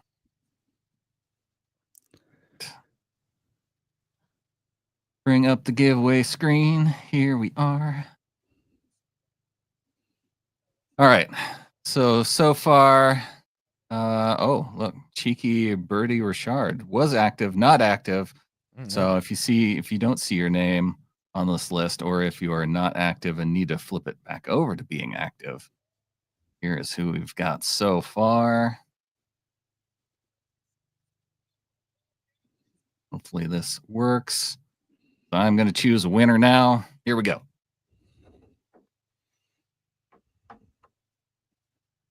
Garen Taylor. Rigged. Oh, yeah, it is. Jeez Louise. I think Garen said it was rigged earlier. He did. All right, Garen. What's it going to be? You going with the K9 or the Sean Alexander? Here, if you want to have a look. Oh, I'd get rid of the screen.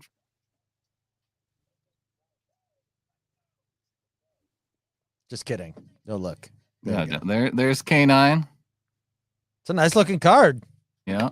And then you got Sean Alexander with a piece of game used jersey. Ooh, retro white jersey. Yeah, isn't that cool? It's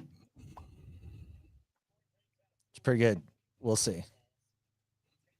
See what Garen goes with. The suspense. So 10-0. Cards really haven't done much. I mean, they have moved the ball a little bit. Kyler hasn't looked god awful. Can't seem to get Connor going. Any hope here, boys? Or are we starting to fade on the cards here? To me, it seems like a big play kind of game where you have some fluke. Like it's 10-0. Stafford's 8 of 20. Like he is not throwing the ball well at all. So I don't know if you have to worry about the dice up of Stafford or the threat of Stafford being, typical Matthew Stafford. Now he may catch heat in the second half here. I think the Cards are going to have a shot. They've got to find a way to be more effective with the run game in a way. To build the play action off for Kyler, let him use his feet. They have things open. Kyler's missed a lot of things, and their defense is playing well. Like, I still haven't lost faith in this. Cooper Kupp and Puka Nacua are going to get their plays, but they've done a pretty good job limiting a lot of that lately. So we'll see. I don't give up yet. I'm not going to give up, but I didn't have a lot of hope for the Cardinals initially, and so for them to be down 10-0 here already. I don't see them. And maybe part of it too is just Connor is they're limiting him through the first half, and they're going to come out and use him in the second half. They're almost in that situation though, as we see with our offensive coordinator. Are they going to use him now that they're down 2 scores? They better. So I wanted to touch on something when you brought it up there. Ooh, Tom Grossi for sending folks our way. Hey. What's making you warm up to the DK trade? Or the idea of it, I should say. What's making me warm up to it? Yeah. Hey, well, let's just recognize the fact before we get into a Holy possible smokes. DK trade to the Packers with all these Grossi fans coming into chat. Wow. Welcome on in. If you have not subscribed to the Seahawkers podcast, youtube.com/Seahawkers podcast. I don't know why Tom hasn't yet come on to our show. Maybe we need to. We've had Perna on. We've had the bootleg football guys on plenty of times. Hey, Grossi Posse, ask your boy what's up, and when we're going to come on and talk about this potential DK Metcalf trade to the Green Bay Packers next season. There you go. But hey, this is a fantastic consolation prize for the beatdown that we took to the Packers. So we appreciate you guys. Thanks for tuning in here. But yeah, we were just going to kind of dig into the idea of trading DK. I don't know that the Packers would be a team that would be at all interested in DK. They've got a lot of young guys there that they're high on. But what's getting me to warm up to it? It's kind of getting to the point here where you're going to have to pay him on the same tier as like the CeeDee Lamb contracts and Justin Jefferson's. And I just don't think he's worth that kind of money. Like, I think he's worth like whatever that next half tier down, from those guys is, and you're not going to be able to pay him less than that. And physical guy, and he's starting to get a little bit older, like, so paying him again there, that scares me a little bit. Also, I just having 2 to 3 tantrums a year like that we have to explain away. Like, I'm so over it and getting crazy penalties and things like that. The hands haven't been quite what they need to be. And I'm not sure he's the exact leader that we need either in a lot of ways. I like the guy a ton, but yeah, I think at this point, if you could get rid of DK, bring in some offensive linemen so that you can actually start to build your offense. Because what good is a number 1 receiver if your quarterback never has time to throw to him? I'm warming up to the idea. So I'm on the opposite side of the spectrum with the DK thing, only for the simple fact of I think you can give DK an extension to the point where he can still potentially hit the market before he's 30 and get another big payday somewhere else. But my thing is if you say you move DK this offseason, Tyler is going to be, I'm almost certain of it now, Tyler's done. So now your room is JSN, Jake Bobo, and Cody White at the current, way it's constructed. You look in the draft, you may get a guy, but we know the history of, outside DK, us hitting on, draft guys is not the greatest for receivers. I'm okay with paying DK but the thing is too, is going to be what's your offensive coordinator that you bring in eventually going to want, right? Like, so you're going to want 2 receivers and, a better set of tight ends. What's he going to do? I just think DK, his strengths, I think, help JSN's weaknesses, where JSN, he's a great route runner, but he's not physical. He can catch the ball really well. He gets to open space, things DK doesn't do well, but DK's being on the field still gives JSN that presence. And I get what you're saying about the money value, but you also can re-sign him. And I don't think you're gonna have to pay him necessarily as much due to some of the facts he hasn't been healthy. He's, you might be able to cut a little bit of that, with incentives potentially. Yeah, that's definitely a possibility. And let me be clear, warming up to it isn't like, yeah, we need to trade this guy. It's just kind of one of those things where, at the beginning you can see of this it happening. Yeah, I'm like, that's crazy. Don't trade DK Metcalf. Like, he's a fantastic receiver. And why would you do that too? Okay, we really are 3 years away on an offensive line, and I don't care what offensive coordinator you bring in, even if he's a mediocre one, it's still going to look fairly tough until we get that resolved. And I would much rather actually get the biggest issue solved and then try to replace DK with the plethora of receivers in the draft that you can go after than to just keep doing what we're doing. Like, I can't watch it another year of just getting smushed in the trenches. And maybe you can do that without getting rid of DK. I don't know, but I think it seems like the easy I think you probably, I just think you end up putting yourself as a disadvantage in drafting by then needing to go out and find another wide receiver. So yeah, I don't need to be more hamstrung in the draft every year. There are, but then you have to pick one and you have to hit on them. So that I'd rather draft and hope to develop and then move on. So I think there is a number though, where in my mind it's like, well, if DK is asking for this amount, like at what point is that number too high to where you'd say, well, if you can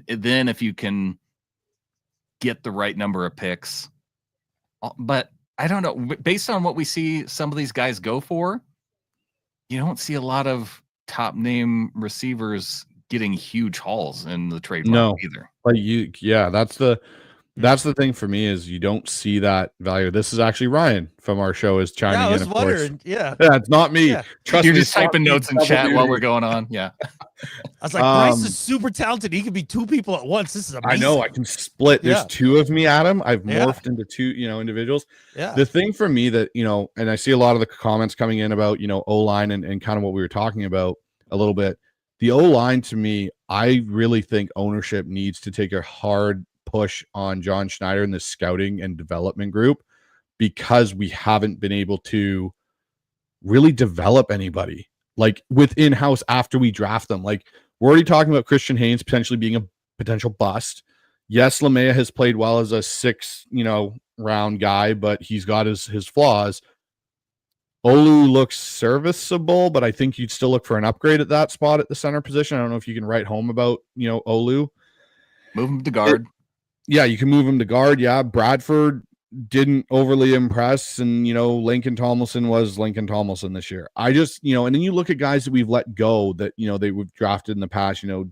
Glowinski goes off and he looks really good for a couple years there in Indianapolis, and I really want John Schneider to kind of be put under we got asked about a hot seat, scorching hot seat. I say a boiling hot seat this offseason, right in between the middle of it.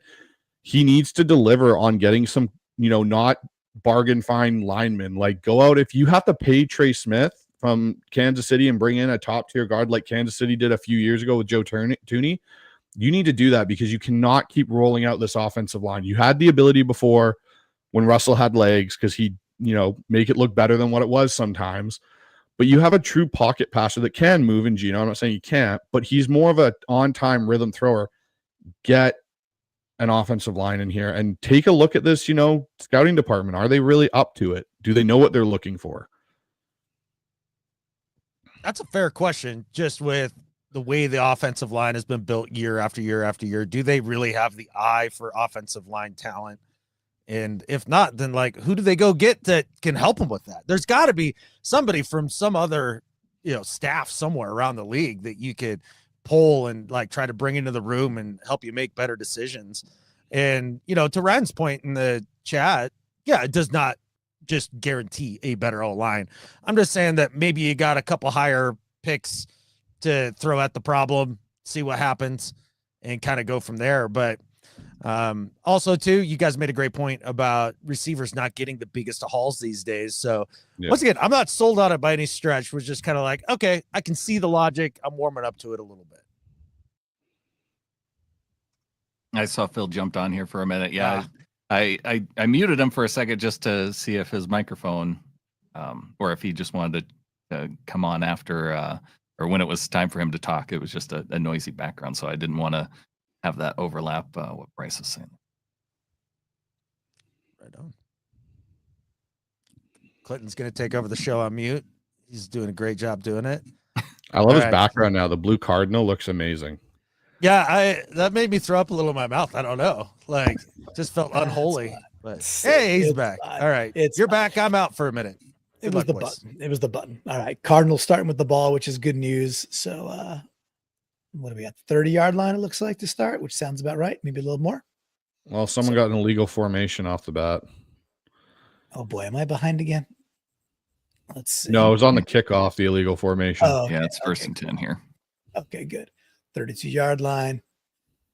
Kyler under immediate. What is that? What is that? Oh gosh. All right, well, great start. Great start to the second half, guys. Oh, what was that? Ugly. Just ugly. That's all. That's all. It's play actions are not fooling the edges whatsoever. No. They're just they're in his lap in 2 seconds regardless. So all right. And well, Connor's on the bench. Yeah, well, they were having success with Michael Carter in the first half. So let's see if that can continue. One thing to talk about along with Schneider and the O-line, because asking, do we trust John to evaluate? Well, he's brought in Steve Hutchinson, and he's the one that's been helping to evaluate a lot of these guys. So I kind of tend to trust a Hall of Fame guard at evaluating offensive linemen too. But maybe he's has some blind spots too. I think part of it too is that some of these guys, they need time to develop. And when you have a guy that you'd invested 4 years in, and then you allow him to walk in the off season, that's where I was a little bit frustrated. That was a great catch. What's a hell of a throw too to McBride. Wow. Yeah. Tight window. You have to I know we might get frustrated here in these 4 years with Cross and not being one of the top 10 to 15 guys at left tackle, but that doesn't mean you move on from him after 4 years, because you don't want to end up in left tackle purgatory again, like we were for a year or so before we got Dwayne Brown. And that's just not a very good place to be. So I'd be okay with paying a guy like that. Yeah, it's probably going to be a little bit painful, but that feels like something that would need to happen as long as he continues to be a top half of the league type guy. Cross gives me massive Russell Okung vibes. That's what he gives me, where he was good. Like Russell Okung, when we had him here, he was really good. And then we let him walk when his time came after his contract to move on. And we went into, like you said, the left tackle purgatory. That's where it bugs me when Justin Britt's the one guy we've given a second contract to. And we had to move him 3 different times to find him a home where he could be okay. Oh, Kyler missed Harrison over the middle there on a little crosser. Going to be 3rd and 5. And then Lucas, as down as we were on him based on injuries, it doesn't seem like it's a degenerative thing with Lucas. No. It was just a bad injury that he was working to come back from. And so if he's on his way up after this year, then yeah, I feel like you have the tackles worked out. Again, I think you could move Olu over to guard, maybe left guard, and then go and see. Center is becoming one of those offensive linemen that I almost wonder is a guy that you can get in the 1st or 2nd round, like almost how we use running backs, but use it with offensive line. Like find a guy toward the back end of the 1st round, somewhere in the 2nd round that can come in and do 4 years and play like at a above average level at center. It seems like there's guys like that every single year. No, there definitely does. And you know, one guy that did impress me in his lone kind of action this year was Sundell. Like he looked okay as center. Like, you know, I could be okay rolling him if you get better guard play. And that's the one thing for me. I think centers in a lot of way are really dependent on their nice run there by Michael Carter to get out of that one. Yeah. If you have good guards, they tend to hide some of your center's weaknesses. And that's the one thing I think our interior of our O-line is just so bad overall. Like it's just not good that, you know, I think it does even like, you know, I noticed one of the comments in there was talking about how like I think they think Cross's bad play is because of Tomlinson being beside him. I think that's a fair argument. Like Tomlinson definitely I don't think has helped Cross at all in certain situations. Oh, nice catch there. Odd ball throw, but nice catch. Mm-hmm. So, you know, that could be, you know, one thing they've got to look at is like, okay, like let's bring in like a Trey Smith who's a Pro Bowl level guard beside Cross, and maybe all of a sudden we see Cross jump up. But I think this year for our tackles, especially, you know, obviously, like you said, Lucas is coming back. I think it'll be good for him to have a whole off season of not rehabbing and just training. Is maybe if we get a new offensive coordinator, they won't put our tackles on islands all by themselves all the time. Because I think that's one thing that's hurt them a lot is not having successful play action, not having a lot of those things to give them a fighting chance. And, you know, kind of seeing like Jared Verse just tee off and go. We've seen that all too much this year in Seattle. Just going to hop in real quick. Kyler with a nice 15-yard scramble. He's down. We're within the 10-yard line here. So I think we should have faith. Yeah, so he escapes to the left-hand side. Good little seal block on the edge by McBride. Starts out about the 7-yard line. I think we should lock in and watch a few plays here, and hopefully the Cardinals can punch this in to get back in this game. Nice job by Kyler. Big thing there was no Verse on the field. Good. I see him back out there now. Yeah, now he's back out there. The Kyler scooted around. Hard to miss that number 0. Let's see. All right, 0 or 8? 0 Oh, dude, McBride was a toe. Yeah, hand. He almost had his first. Oh, at least he's looking. I'm like for half him. A second behind you guys. Yeah, at least he's looking for him though. That's something. That's something.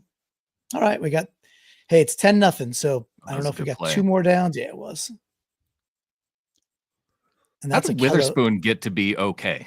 I know. Kello Witherspoon had it. He just needed 8 years in the league to finally figure it out. Yep. Our little trips right.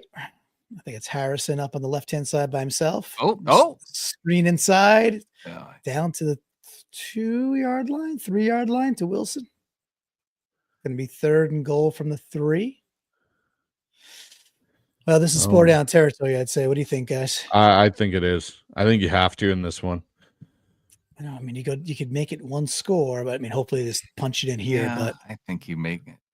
If you don't get it here, you have to make it 1 score. I agree, but I don't know that they will. You got to think too, you're also backing them up on their 3-yard line, which limits their offensive playbook in a way for McVay to an extent if you don't get it. So you may get a situation where you may get good field position again if you can hold them down here, if you don't get it, if you go on 4th down. Big man eligible. He's got something. Boy. Oh, no. Oh, okay. Flag. There we go. It's going to be a holding. 1st down. Ball at the 1-yard line. All right, just give the ball to Michael Carter 3 times. Let's go. Bring Connor on the field. That's what he's there for. USM Seahawk needs to win his fantasy championship. Let's give him a touchdown. I don't care. I'm going to call the Tommy Lee Jones and the fugitive. I don't care. Geez, that was a brutal hold too. I don't care who it is. As long as I'm looking out for our flock joining us in the chat who need fantasy points. I think Connor, I hear you. I think Connor is literally on half a knee at this point. Not even one knee. Well, we got Carter back there. Talk about bring in LJ Collier. There you go. Like that, Ryan. Hand off to Carter. He goes up the middle. He's going to be stuffed at the 1. 2nd down. They bring in 59 to block. Yeah. He was in the play previous too. Okay. So they just kept them out there. Little beefy boy. I'd be okay with them here faking that and then leaking McBride again. If the guy holds him again, you get 1st down all over again. Oh, 59 is just their backup center. I thought that's a defensive number. Yeah, it's all scrambled nowadays. Okay. Back under center. Do it again. Yep, spread them out. Now go up the middle. This is really interesting. Verse hasn't been on the feet. Oh, there he is. Never mind. Inside screen. It's a touchdown to McBride. How did you get through? He did it. McBride did it. Celebrate. Let's go. There it is. Oh, yes. Yes, you know. McBride's like, finally, I can see this area of the field. There must be so many people that are cashing a McBride touchdown bet now. You know, like whether even Seahawks fans probably like, you know what? Let's put a little money on McBride to score one. He's got to score one. And there he is. I'm impressed he was able to shield those Green guys Bay and spin out of it. Devontae Adams play right there.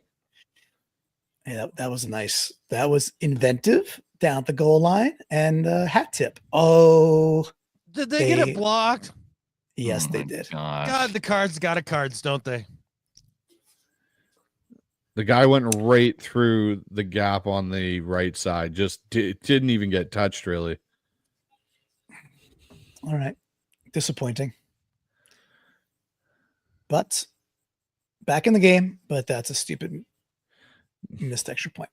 Oh, well. You know, Trey McBride's keeping that ball since he hasn't seen many in the end zone. That's for sure. Yeah. My 1 touchdown from 2024. Yeah. I really like this Dolph Lundgren commercial. I just like it so much. Yeah, Roundhouse I agree. Kick. I just love it. This kicker doesn't miss. I love it. I just love the fact that he's just kicking shrimp. I just find it funny as hell. So a great movie that he was in. One more question. Do you guys think Grubb is out no matter how the season ends? Win, loss, make the playoffs. Do you think Grubb gets a year 2 or do you think he's done? I think he's done. But I'm curious though. Like if you can make the case for him to stick around, would 1 full off season give him enough time to then get up to speed on, once they hit the tape in the like, could the organization feasibly think that based on this year, like, okay, but we really like Ryan Grubb as a dude, and now we just need to get to work this off season.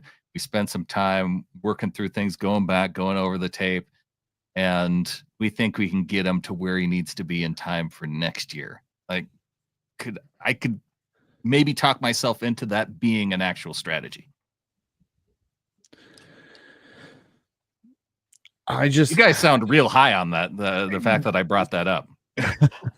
The thing for me is the Albert Breer report, and one thing he said in it, in the, you know, and Albert Breer I know has a pretty good connection with John Schneider and the Seahawks like front office, was when he made the comment about the coaching staff realizes they kind of failed Geno this year with play action in the run game. That to me is kind of like a off way of saying what's everyone been saying. You know, Mike McDonald said in his, hey, we need to run the ball in these situations. It's like, it's almost like a knock against Grubb saying like, hey, Grubb failed in these areas and we're potentially going to be, you know, moving on. I just, there's like a, for me, it looks like there's like a philosophical difference between how Ryan Grubb wants to call football games and how, if you look where Mike McDonald comes from in the Harbaugh tree, and you look at like the Chargers today and what Greg Roman does and what, you know, Moncrief does in Baltimore, it's so different. It's, you know, very rarely we're ever in two tight ends. Very rarely are we running the ball downhill. Everything's run out of shotgun majority of the time. When you have a team that's got a bad O-line and you're 29th in RB carries in the league, like Robert Mays, I know he put out a whole thing on it, which is really insightful in that regard for the Geno argument, but I just don't see how Grubb's offense doesn't seem to jive in the NFL. And I think a lot of it has to do with the hashes, like what he's used to having with the wide hashes and how he can stretch teams horizontally. I think it misses in the NFL, and there's some cool things he's done, but it's not consistent enough. And I don't think they're going to want to, if they think that they're getting closer, which I think they may with this defense and the turnaround, they may go in a different direction. That could be a guy on their staff in Jake Peets, who I think could be potentially the guy they tab because he's from the McVay tree, right? Clinton. He is. Yeah. I don't think Grubb's at this point. I mean, we talk about it a lot on this podcast, Bryce, and Adam and Brandon were really ahead of the curve with doubts, right? So I also listened to Mike McDonald. I expressed doubts. Adam said it was Mike McDonald's first big mistake. Right. His first huge mistake. You know, McDonald, when he was on Brock and Salk this week, and then when he had the other interview later that day, Stafford is, what? I don't know what just happened. Something's a flag. Stafford almost got stripped. He didn't get stripped. They might be getting him for a flag. Stafford needs a smoke. I think they might get him for holding. Holding looks like a hold. Hopefully this is on point the right way. They're gonna call him they can't call a face mask to the guy trying to strip him. Holding. Good. Okay, cool. But McDonald specifically called out 3 different specialist coaches. And he was like, it's great that they could bring new ideas to the table. Oh, yes, I did hear this. Yes. It's like an idea tank and yada, yada, yada. And he's like, that's what it's all about, is like trying new things. No mention of Grubb. Said it 2 different times. He praised 3 different offensive coaches without Jake mentioning Peets was Ryan one of the Grubb. Guys he did actually praise that. I remember that. Yeah. Correct. And I was like, man, he's just giving you all the breadcrumbs to tell you that he's not happy with the guy. So I think he's one and done unless we somehow make a deep run. And we'll see. Did you see Brady Henderson's report that when they were going through this process that Grubb had to convince Mike McDonald he could be balanced? Yeah, I did. Ooh, I hadn't heard that. Yeah. Wow. It hurts my feelings even more. Like, what in the world did he say that actually convinced Mike that? Like, just look at the tape. Just like, oh, that's what you are. Okay, got it. Like, I don't understand what a guy could say to you after that. Him not being philosophically right for the league, this run pass ratio stuff, always out of gun, no play action, failing the quarterback, doesn't listen to the head coach about needing to run the rock more. It was also painfully obvious at the time of the hire. Nice. Ooh, he's going to stop him about a half a yard short on 3rd and 3, maybe a full yard, depending on where he spots it. They'd have thrown that to Will Dissly, it'd have been a first down. And Grubb has never taken. He's a yard short. Higbee's about to be a yard short. It's 4th down. Where are they? That's a beefy boy. That's a punter. Here's going to be the interesting part. If they do move on from Grubb, does that mean Scott Huff's gone too? Because they were very much a package deal when they showed up. That's fine. And I'm okay with it, because there was one thing I was watching. I don't know if you guys have watched any of John Gruden's new stuff on Barstool and his whole thing he's now doing. And it's kind of interesting, but there was something he reposted that he said it in back in 2002 when he was with the Raiders. about, oh, that was a horrible decision not to just fair catch that. Oh gosh, that was gross. He said your offensive line coach doesn't need to be an expert in pass protection.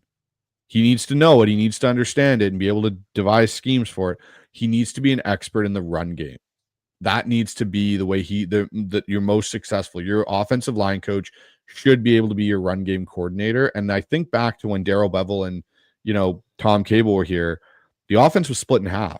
Cable ran the run game of the Seattle offense with beast mode and that whole group for those initial Super Bowl runs. And Bevel handled the pass game.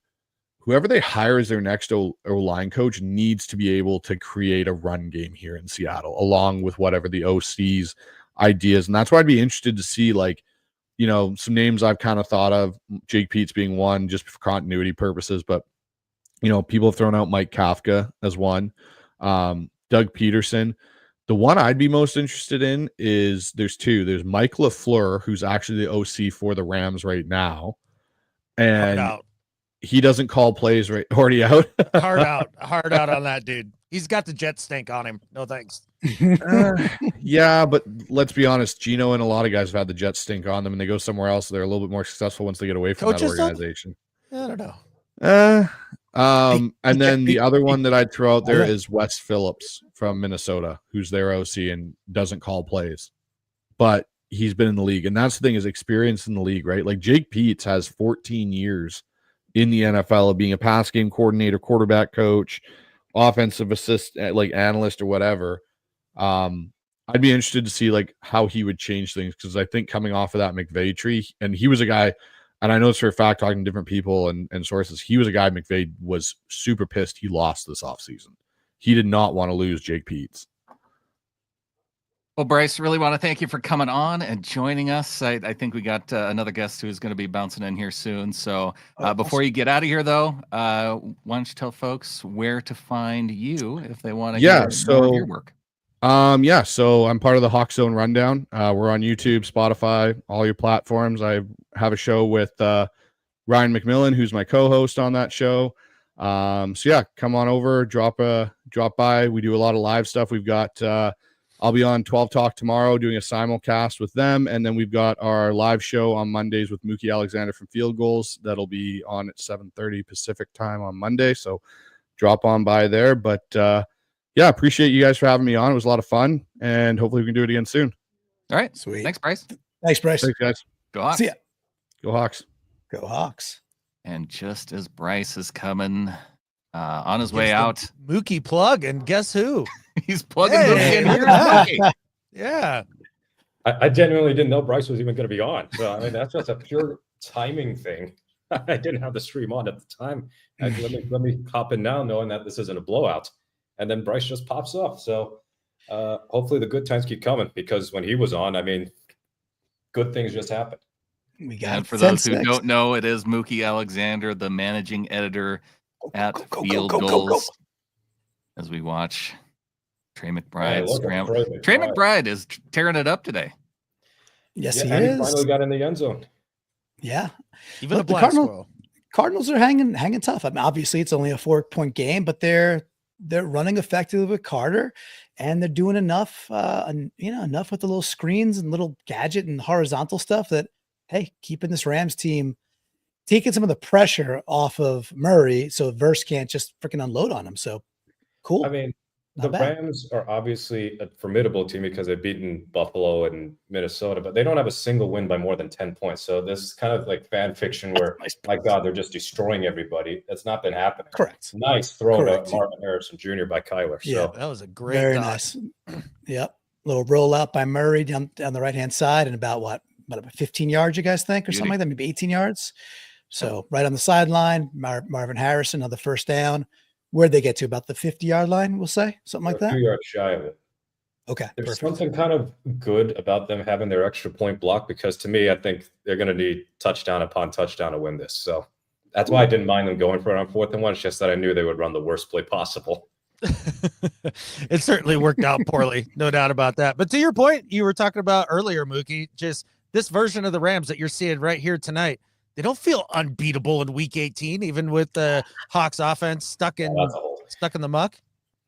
Yeah, I mean, just look after the Bills game, and let's be real, Buffalo's missing a lot of key players in the secondary, and just stylistically, it's a bad matchup because they run a lot of zone, and Stafford slices up zone defenses. But after that, you got the 12-6 against the 49ers, and then the 19-9 against the Jets. So yeah, our game was awful on Thursday, but I used the flirting versus harassment meme just for that. It's like they beat the 4-win Jets in the ugliest way possible, and it's like, oh, just a typical Rams win. Just look out. They can win both ways. They can win by shootout or low scoring game. Yeah. But when Seattle wins the way they did, it's like, oh man, this team doesn't deserve the playoffs at all. Like Phil saying in chat, we took the Lambs to overtime when our D wasn't playing as good as it has down the stretch. So yeah, it's this would be, I think, a very different game than what we saw earlier this season. But Gino may be a little more limited now too. It's going to be a tough matchup. Oh man, it's a drop by Harrison. He's not been as great a rookie as I thought he'd be. Like out of the gates, he's been all right. Some of this is Kyle, and I think the offense itself just doesn't have great team speed. But he's not been anywhere near the level of Neighbors when the Giants had any sort of functioning quarterback play. And Brian Thomas Jr. and McConkey are just clearing him. Yeah, fully agree. They've all been a lot better. Ladd had a nice day today, real nice day. Mm-hmm. All right, got 2nd and 19. Murray back to loading pass. He's up. got some time. He's got time. Some He's pumping. time. Going deep. Yeah. He's got Harrison for a 22. We just need to keep crashing Marvin There you Harrison Yeah. throughout this drive. He's looking good. He's today. not an NFL wide receiver. He stinks. Never be your dad. You better get that DNA, like that 23andMe, who Maury Povich sort of thing. You can't be related. Yeah. Turns out absolutely. that was a lie, right?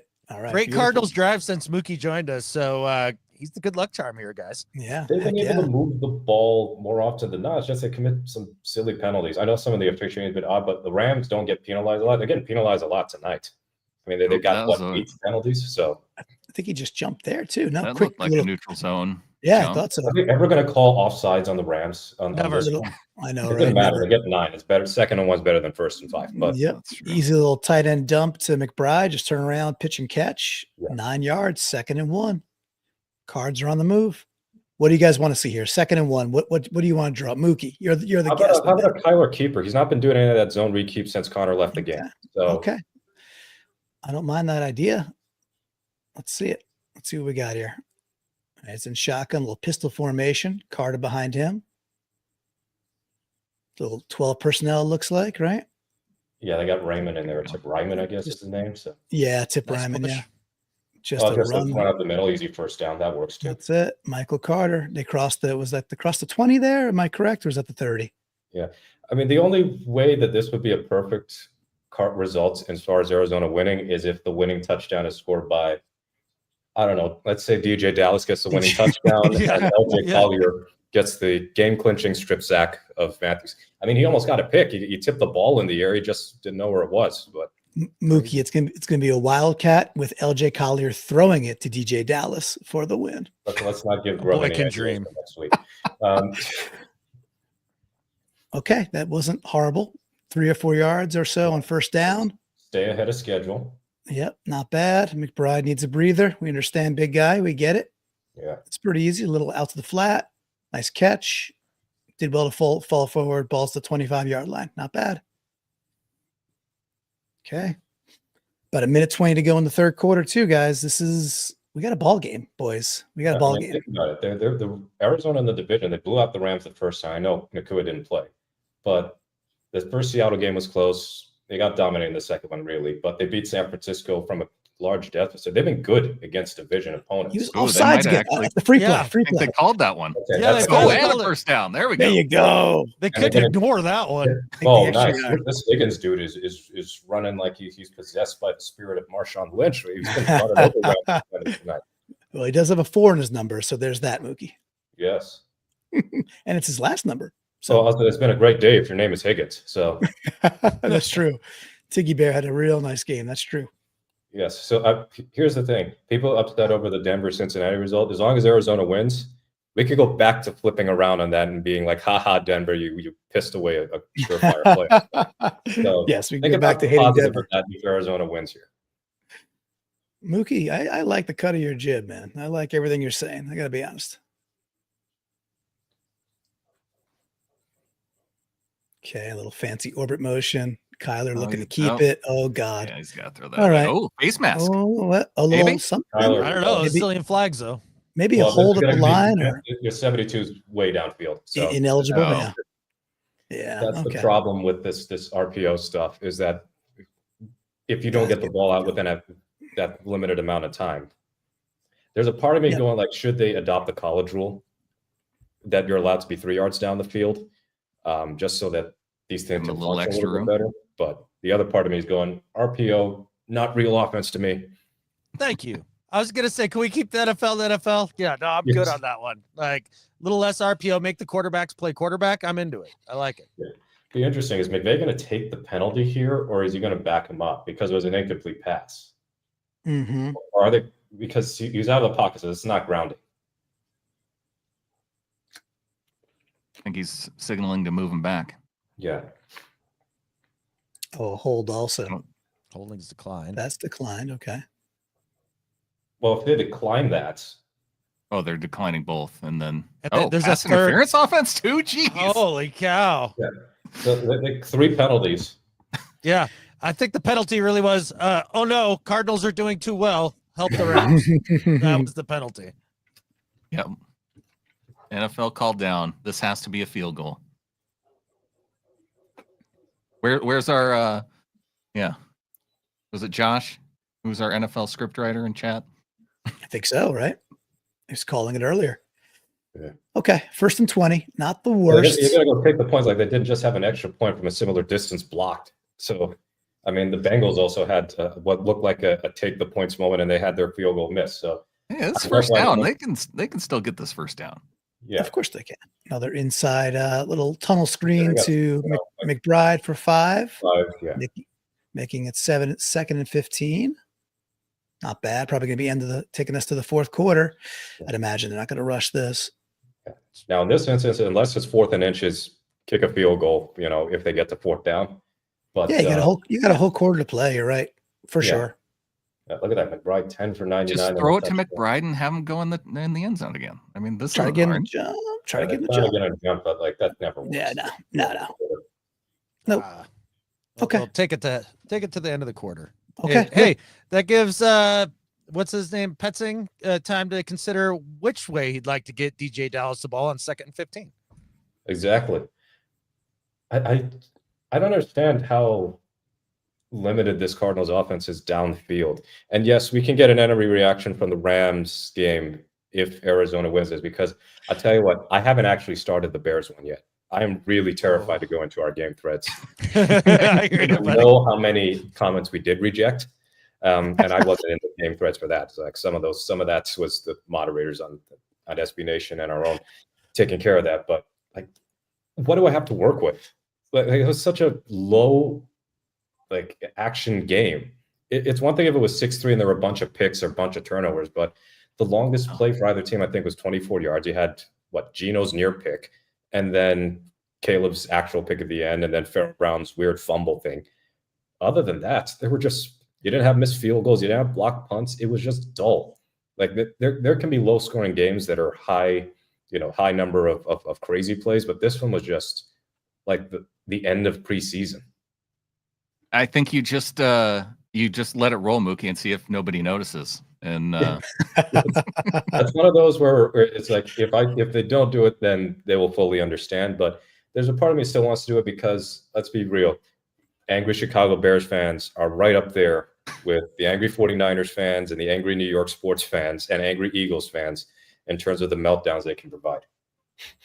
And I'm sure that they melted down with the weird clock management. That's twice now that we have benefited from. It was the Jets in the end of that game, just randomly not calling timeout to the last 2 minutes. And then the Bears did the same thing, and they kept calling timeouts on stop clocks instead. It was completely bumbled. Kind of fun to watch. I felt bad a little bit. It's like they're just such a terrible organization at this point. Marlon pointing out, the YouTube, they condense the game down, and usually you get like 10 to 15 minutes. And I'd say on average it's 12 to 15. And the entire highlights for this YouTube game. They condensed it all the way down to 8 minutes of actual play. They could have put that into a short. Yep. About 7.5 Here are minutes too all the long, field right? goals. Here's the field goals. The Here's the Fairmount sacks. turnover kind of wasn't all that exciting because we didn't know if it was a fumble and until after the fact. And then here's the pick at the end. That's it. Real quick, I just want to say thank you. We've gained 20 subscribers since going live here. So of the 200 wow. folks that we got here in with us live, a good chunk of you are here for the first time, and a lot of you are Oh, nice subscribers. tackle, Dortch. There we Okay. go. man, Yeah, how does he Dortch. get stopped in his tracks from there? Oh, just That's at least okay. fall forward, bro. Okay, It's all right. Dorch Big play though. on golf takes it to within the 10, so we're good there.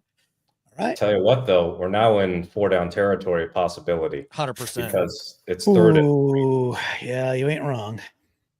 Cam Kinchin's. It's unfortunate now that we have a new Cam at safety in this division who's making big plays. Yeah, but he spells it stupid, yeah. Yes. You can't take the hoop and get out the Kinchins. All right. 3rd and 3, guys. Here we go. Kyler and Shoddy. Yeah, I Okay. like shouting back as OC. Hey, when Kyler's got time, scramble. Versus chasing and Yeah, Kyler come gets on, hit Kyler. hard. Get there, Oh. Kyler. Get there. Oh, he did get a Oh, yard. Kyler. Pass. Kyler, you could have gotten something. I mean, he's way beyond the line of scrimmage. I'm surprised they didn't throw a flag there. But let's see. Are they going to kick a field goal, make a 1-point game, or go I for would it? take Because- you take the points. But the other Oh, part of it gosh, is that was we need over a the touchdown. line. Man So alive. we need a touchdown. So I'd rather they go for the touchdown, but it's probably too far out. I mean, I'm okay with this. Just put it through. Yeah. 2 field goals still wins you the game. If Got as long as the Rams 14. can score Let's again. go. Put it through. And Ryland's kick is good. So It's 10-9. There we Look, go. Yeah. That's not. It's 14 minutes to go, down 1. That's okay. Fine. You know, Plenty of- that's fine. plenty It's a of ton of time. And it's not like it's been a shootout, right? So you've been getting stops defensively. Yeah. We were. I agree. All right, good. Hey, it's a ball game, boys. What more Yes, can we want? I mean, now that play where Nakua clearly, at least to me, didn't get the first down. I thought know. He replay looks assist short to was- me. Yeah, I thought replay assist would at least give it a second look. Yeah. But either way, Arizona also made some mistake. The Buda Baker pick that should have been the other play that was made, I think, by Williams could have been a pick. Stafford's been pretty fortunate the last few weeks with drop picks in the 49ers game and this one. Oh, I'm sorry. Did you say Completely. I thought you said a funny way of saying his entire career. You said just the last few weeks. Well, it Yeah. depends because his Lions career versus his Rams Okay, career that's and the fair. fortunes have notably changed once he left Detroit. It's a true fact. Yes. It's almost like football has to work in LA. I don't know. That Niners game, the Rams Niners, at the first 4 or 5 drives, there should have been 3 friggin' picks, and they got 0. I was like, come on, you absolute turd burglars. I said that live. Turd burglar. I said it again. Man, so disappointing. And the tough part is if the Niners had won that game and everything else was equal, Seattle's win would have actually eliminated San Francisco on Thursday. And this game we wouldn't even have to sweat. Right. Exactly. Like Thursday's game would have actually been close to meaningless, but in a positive way. Whereas, it was meaningless in the sense that we still got to rely on strength of victory if the Rams win. So Yeah. I wonder how much of that game against the Bears was due to it being relatively meaningless. I feel like our team played like it didn't mean a whole lot. I tell you what, the NFL, if they're going to do the Sunday to Thursday thing twice a year for certain teams, and Seattle's one of 12, 13 teams that had to do it, for Seattle to have theirs be during the Christmas holidays to Chicago. Yeah. So, I mean, if it was flipped the other way, they had to go to Chicago at the earlier part of the season, and then they had the home game against San Francisco now, I wouldn't be up in arms over that. You're not traveling for the holidays, short week, but to go 2 time zones to the Windy City for a primetime game after a tough game on Sunday, that really sucks. It was tough. It was a tough assignment. Hey, and sometimes, I don't know, just sometimes NFL games on Thursdays, short week, they're going to be ugly. That was the definition of ugly for sure. I mean, Yeah. look, the defense still played pretty good. 7 sacks is still good, and good coverage by Tariq. And there was some bright part. I could rewatch the defense all day in that game. That was fun. Yeah. Well, I think that McDonald has got the rookie quarterbacks on lock. Yeah. Now, that's a decent return. Especially got it out over the 30. Especially a guy like Caleb, who he wants to dance and he wants to buy time and doesn't stay in structure as well as some of the other even younger quarterbacks. So, kind of easy pickings for McDonald, I think, which is good.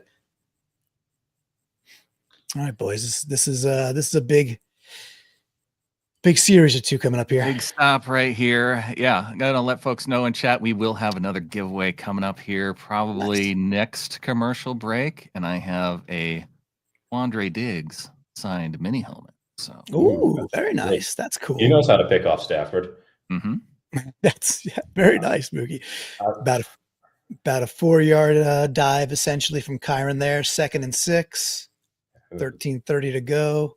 Good run defense from Arizona tonight, and I think it's really impacted the Rams' overall offense. But Cup's been quiet too, and I that might be famous last words, but this has been almost entirely Nakua. I think there've been like 3 other completions to non-Nakua wide receivers. I know at least 6 of his first 8 were to Nakua, that's for sure. And play action. He's going back. He's looking for check down to Kyron. He's going to stumble and pull up about a half yard short. That's short. Yeah, don't reward that. Yeah, well, he dove on his own, so he should get the first down there. He's supposed to, yeah, because he wasn't touched when he first went down. Yeah, as long as they can hold him to 3, that's fine. It's fine with me. Just because then we know touchdown will win the game for Arizona, at least give them the lead. Oh, they called him short. Yeah, they did. Oh, that's interesting because if he didn't get touched, that's a bad call. Then Stafford sneaks, so it's moot. But they've been very interesting with the spots tonight.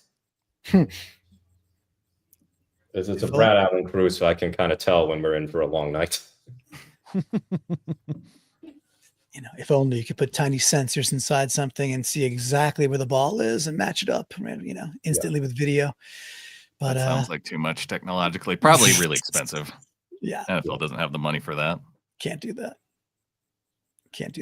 Well, that's like putting the sideline cameras in the stadiums. How some stadiums have those and others don't. Get him! Oh, there's some pressure. Stafford's going to escape. Yeah. And he just flipped it to Williams, who stayed in bounds for 6. But unfortunately, Arizona just needs an edge rusher badly. And thankfully, you're saying, Diggs has beat the Rams with the pick on Monday. But he picked Stafford twice in 2021. Yeah. I think go back a little farther. Yeah, you got to go back a little bit further than that. And I'm sure he picked him in practice when they were teammates. Exactly. Somebody asked in the comments, can we root for a tie? Yes. I mean, it's not likely they're going to end in a tie, but a tie would be as good as a Rams loss. Okay, that's good to know. Now even better because then Rams fans will have that feeling of that you have after a tie that we know so well. The Rams first down. So first down for Whittington. They're just checking it down. They're preventing all the big plays, but see how much play action the Rams are doing, even though they're not really running the ball well, but they're at least trying to run the ball. I mean, Stafford's got to be in double digits for play action passes. Also lining up under center, which go figure. NFL teams lining up under center, not always faking the run to the weak side, but never running weak sides. Yeah, Stafford 14 of 26 for 157. I mean, it's nothing special, and he should have been picked multiple times, but there are also just so many like this time. Come on, throw a pick. No. Probably a hold here. Probably a hold. Got to be a hold on Noku, and that's coming back. I would think on the edge, right? Yeah. Havenstein getting injured in the middle of the week was a big thing because he is much better at right tackle than Noku. That's his 3rd penalty already. You hope Grubb is watching this stream, Jason, or the actual game, or both. It'd Either. be cool if, Ryan Grubb's going to want to win this mini helmet. I know that. Well, here's something like a worst case scenario. If the Rams win this and Seattle is eliminated tomorrow with a certain set of results, and basically if all the favorites win, are they going to sit starters at all for the final week? Are they going to go, you know what, let's try and finish the season on a high note, 10-7? They can't play spoiler, but like, I wonder about Gino, whether or not they would rest him. It's a free play here. Stafford going deep. Oh, It's going to be picked, but it's not. This shouldn't count. We'll see what happens. yeah. It The looked one like time it he was does in get the zone. picked, of course, is when. Of course it is. Yeah. Well, I mean, he knew it, but I think he knew he had a free play, though, guys. My heart in mouth, because I feared when the back judge was reaching for his pocket, he was trying to throw a flag for interference. Right. Yeah, I saw that. But it was just for where the ball was caught. So To answer your previous question, Mookie, I think there is a shot that they would sit Gino in that circumstance. I think he's hurt more than we're being told by a decent degree. Just watching the way that he was throwing the football there in Chicago, just couldn't get the velocity on it, couldn't get his legs under him. I don't know. I'm worried that he's got more going on there than we know about. And if he's banged up that bad, yeah, they'd probably sit him, I think. because the other part of it is he still has, I think, yardage markers to that he could reach. It could be like a preseason game where he plays a half and Howell plays a half or whatever. But yeah, he doesn't look 100%. But if he gets this little extra time to rest, this is technically not a dome, but Dome Gino. Yeah, indoor Gino's really good. He's really, really good. So Yeah, when we saw Gino slide down on one of his runs and then get up like he was, a 50-year-old man, yeah, that told me what I needed to know. I recognize that myself, like being almost 50. Sounds like a Tuesday, right? Yeah. oh boy, Rams Sometimes starting it's to hard run to the get ball. up off the floor. Golly, that was a tough run by Williams. Yeah. Tyron Williams. Yeah, so he gets 11 there, but Yeah, so they're out of that jam for now. 2nd and 4. little inside draw and away he goes. Tough run.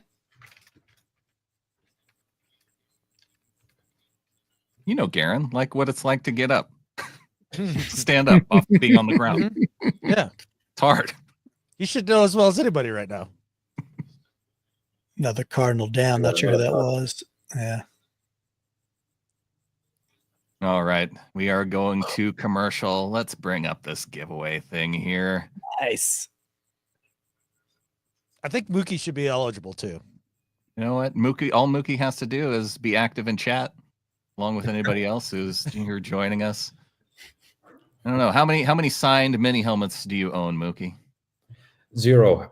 I don't have a lot of Seahawks memorabilia. I got Seahawks apparel. I got a vintage Seahawks jacket in my closet there.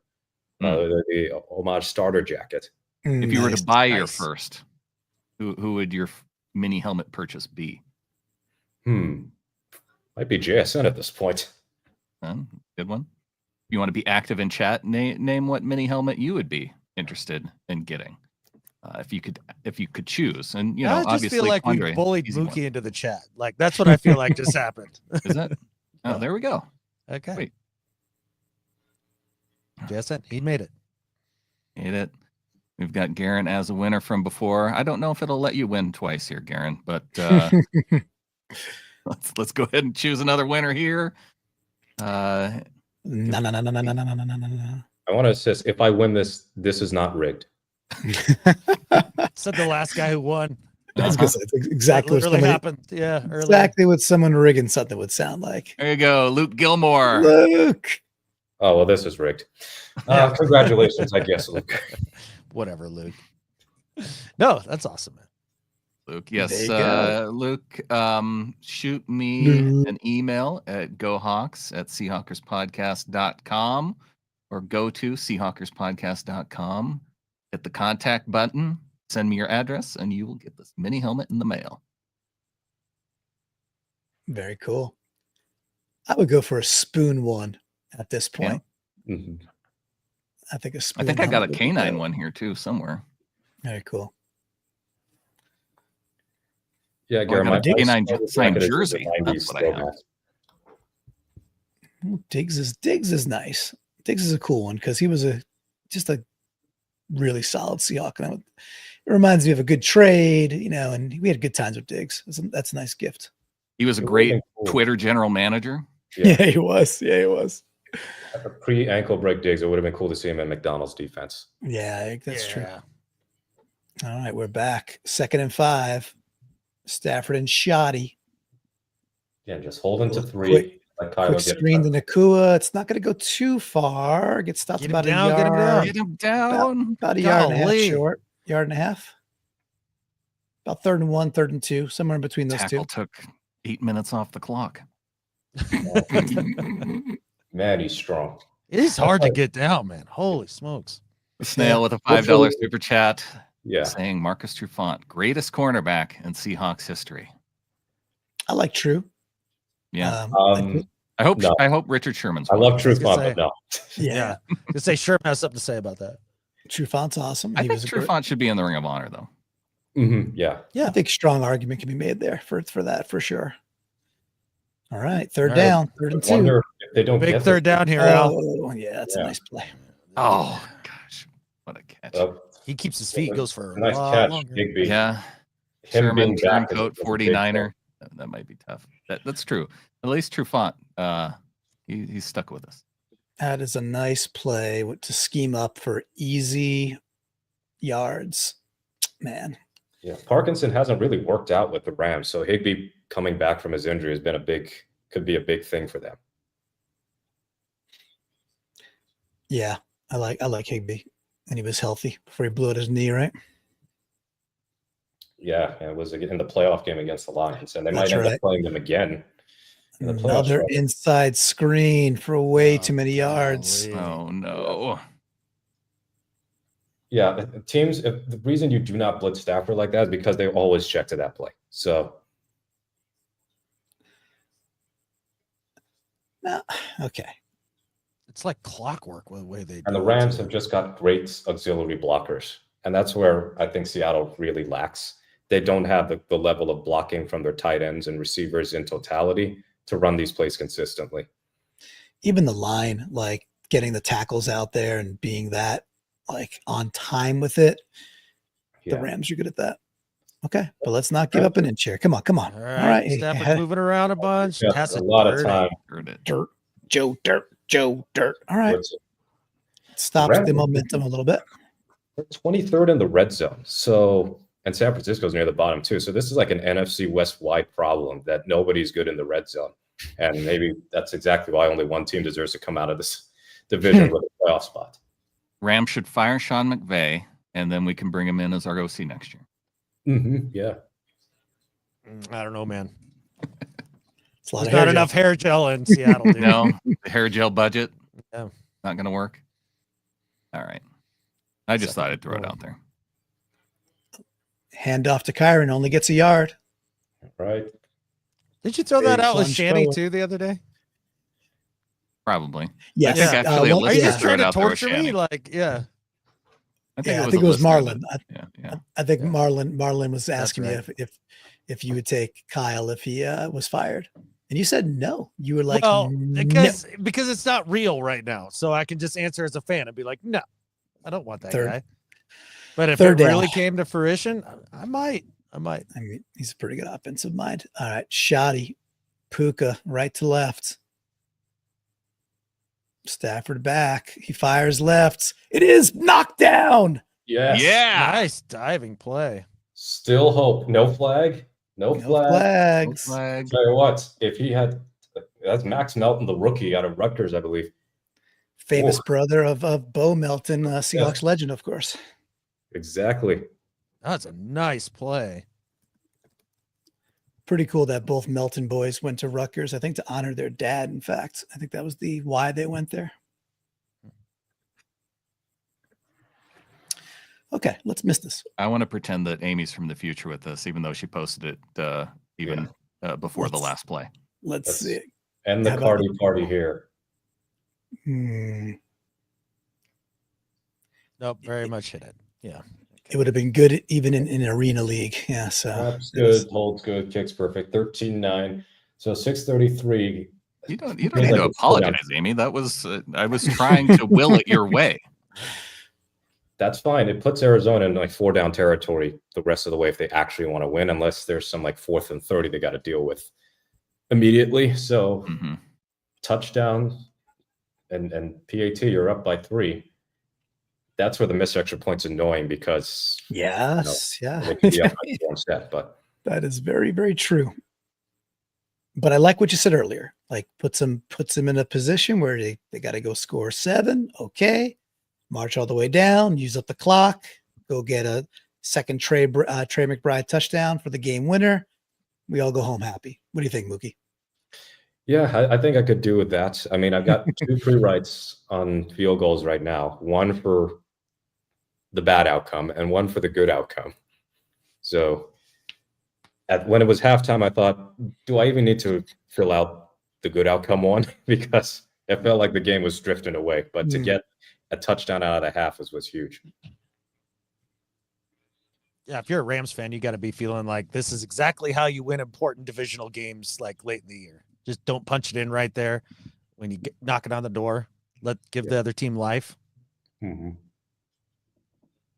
Well, Mookie, I want to say thanks for coming on. You're welcome to stick with us as long as you'd like. But anything else coming up at field goals while we have a commercial here?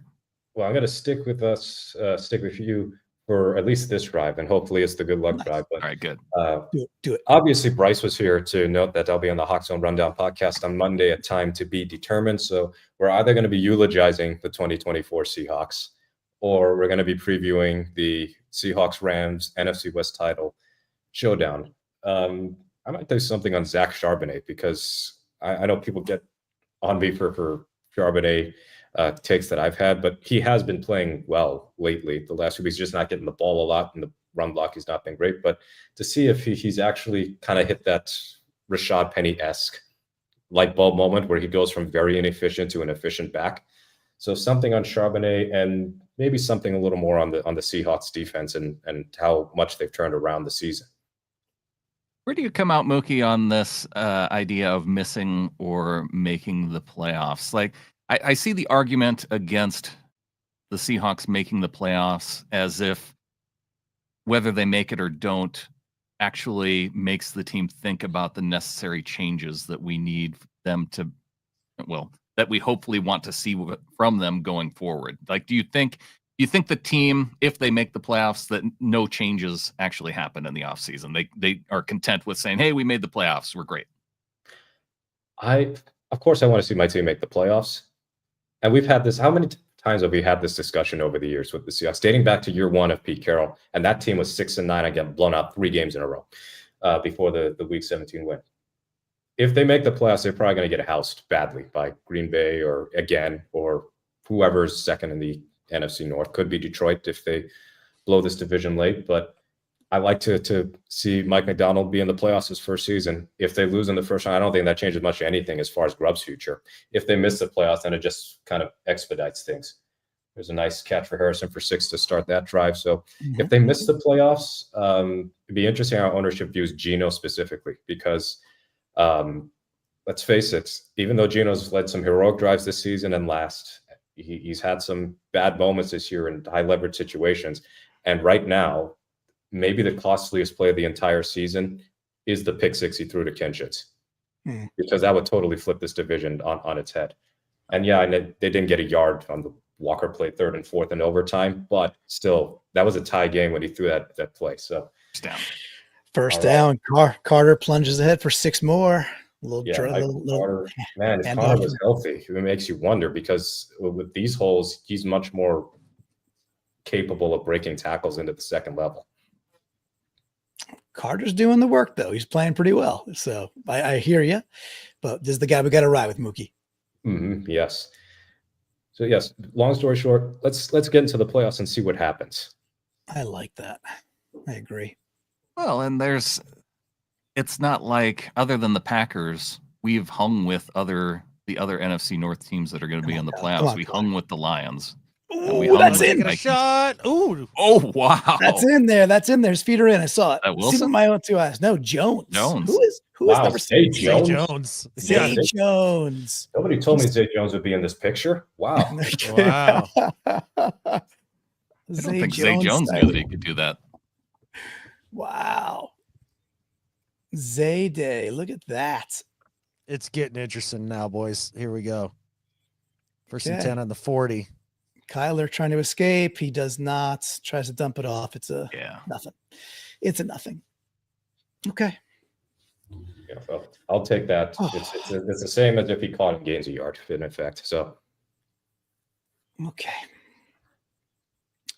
4 down territory, no matter how we slice it. So mhm. You may not want to burn clock with how much is here. Everybody has all their timeouts. I think you Score when you can. I think you and but I don't think you try and actually burn clock with this much left on it. Yeah, bringing a because you still blitz. wanna- if Oh, you can- Kyler is just going to do the Kyler thing. Yeah. Shoot. and duck into. He is not moving around a lot tonight. It's a weird thing. Like, is he hurt or something? He just doesn't want to take hits. He's entered the Tyler Lockett phase of his career where he's like, I'm not taking hits. I mean, he's not going to get the ball off there anyway. I understand that. That's just an effective blitz. And Yeah. all right. He's Well, not we got moving the pocket, two. they're not doing anything. And now here's your problem. Just so you said burn clock. Well, if they don't get anything here, you almost have to punt it back. You do. Yeah, So- you have to. I agree. You got to get within like whatever. Okay. A little razzle dazzle. What is happening? Well, that's not Michael Wilson No, was that's gonna not go Wilson for Anywhere. a whole 5 or so. Oh, from the 40. What do you do what the here? hell do you do It from the almost 40? seems Go for it like from there. go for it I mean, that's territory. 9 yards. So 10 that's at least yards. Okay. yards. Down the I field. think you got to hurry it up a little bit more though, because it's cool if you have all your timeouts, but you don't want to burn too much time that if you don't get it, then you're really pressed into a tough situation. So Oh, I see what you mean. Okay. and do not burn a timeout here. Kyler and Shoddy. Rams are bringing a blitz. Kyler's got to escape to his right. He's going to look downfield. He's going deep downfield, left-hand side. It's a jump ball. It's picked at the half-yard line. Oh, dude. And the Rams are running it back and down at the 10. Come on, number 1 draft pick. You need to come down with that. Yep. Arm punt. Tell you what, a pick there. Why did he catch that? Yeah, Yeah, good point. Just, oh my gosh. Yeah, that was a That's dumb right. catch. yeah, and he's kind of fortunate. Let's see. Harrison contacted him. Unfortunately, he stayed on his feet. Otherwise, he'd been tackled as 1. Yeah. True. Yeah. All right. Well, when you look, you're 3 and out. Yeah. Need a 3 and out, and then length of the field, touchdown drive. You know, they've been stopping the run well enough. Yeah. But McVay is he's got balls. He'll pull it down and give it to Stafford. Mhm. Because If the Rams win this game, we're going to have to be honest about one thing with the Seahawks. They are not going to be contenders again until they actually start beating very, very good teams. And the Vikings game was close, but it's still not close enough. They didn't win. I pulled up the stat, and this is going to depend on whether or not the Rams actually win the division, and I think Atlanta too. At the moment, they're 3-17 over the last 5 years against eventual division champions. And one of those wins was against the 7-9 Commanders team that won in 2020. So it's not just the Geno era. It's been the last really good Russell Wilson season.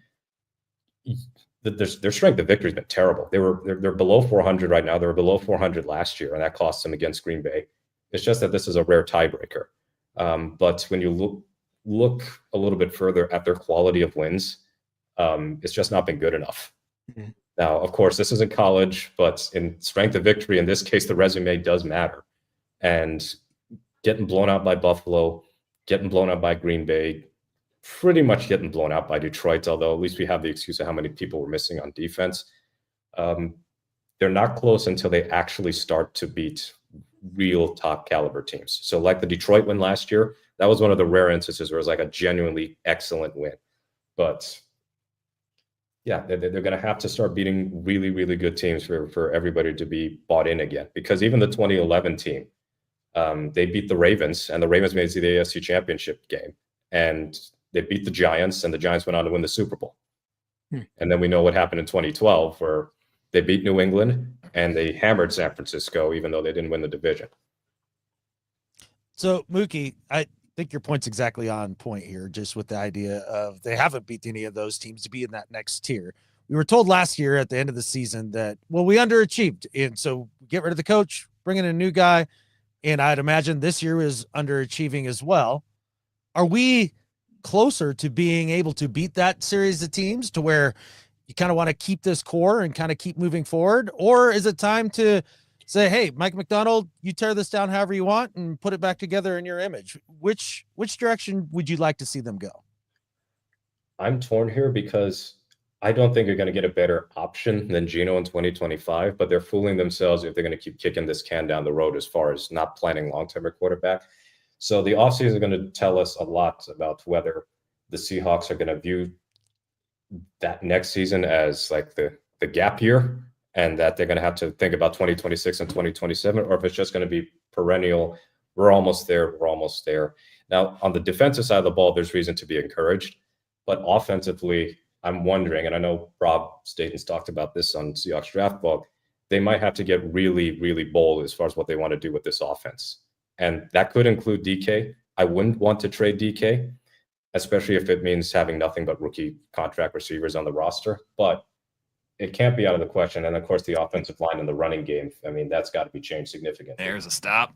There's a stop, Zaven Collins. So third down here. It's not game over if they get a first down here, but it'd be hard to see a path to victory. Yeah, be close. So 3rd and 3, 3rd and 4. I think 3rd and 4. I know it says new coach, new regime. New coach, yes. New regime, not necessarily, because Schneider's still here. So the way that I could put it is I think Schneider is on the clock, or per se, on the hot seat for 2025, depending on what he does. I'm fine with McDonald as the coach and much of the coaching staff except Grubb, and to extent Jay Harbaugh, but like next year is a big year for Schneider. Will they throw it? Stafford back to pass. He looks left. It is incomplete. They will have to punt before the 2-minute warning.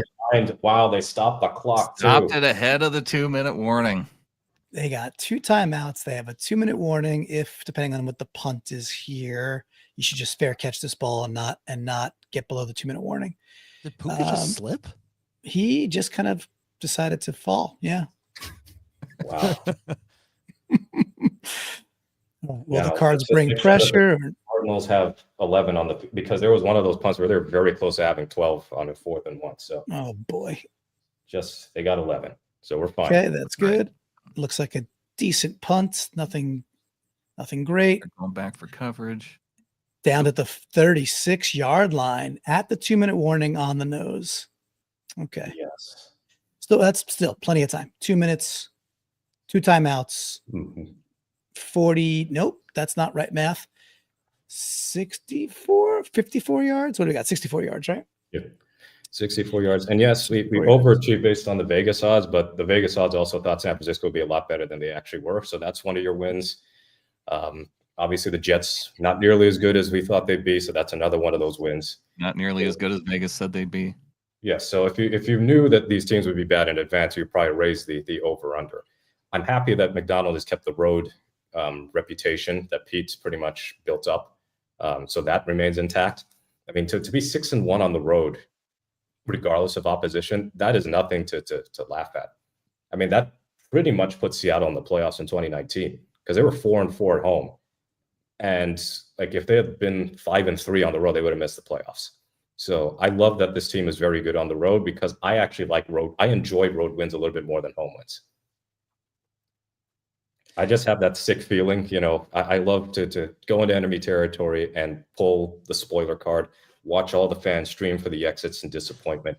And as much as we complain, and maybe rightfully so, about all the opposition fans going to Lumen Field, I equally love, as much as I equally dislike, when you hear the Seahawks chants at MetLife Stadium or in Arizona or even in Santa Clara, now that they finally won at the 49ers again. So yeah, I love watching road wins.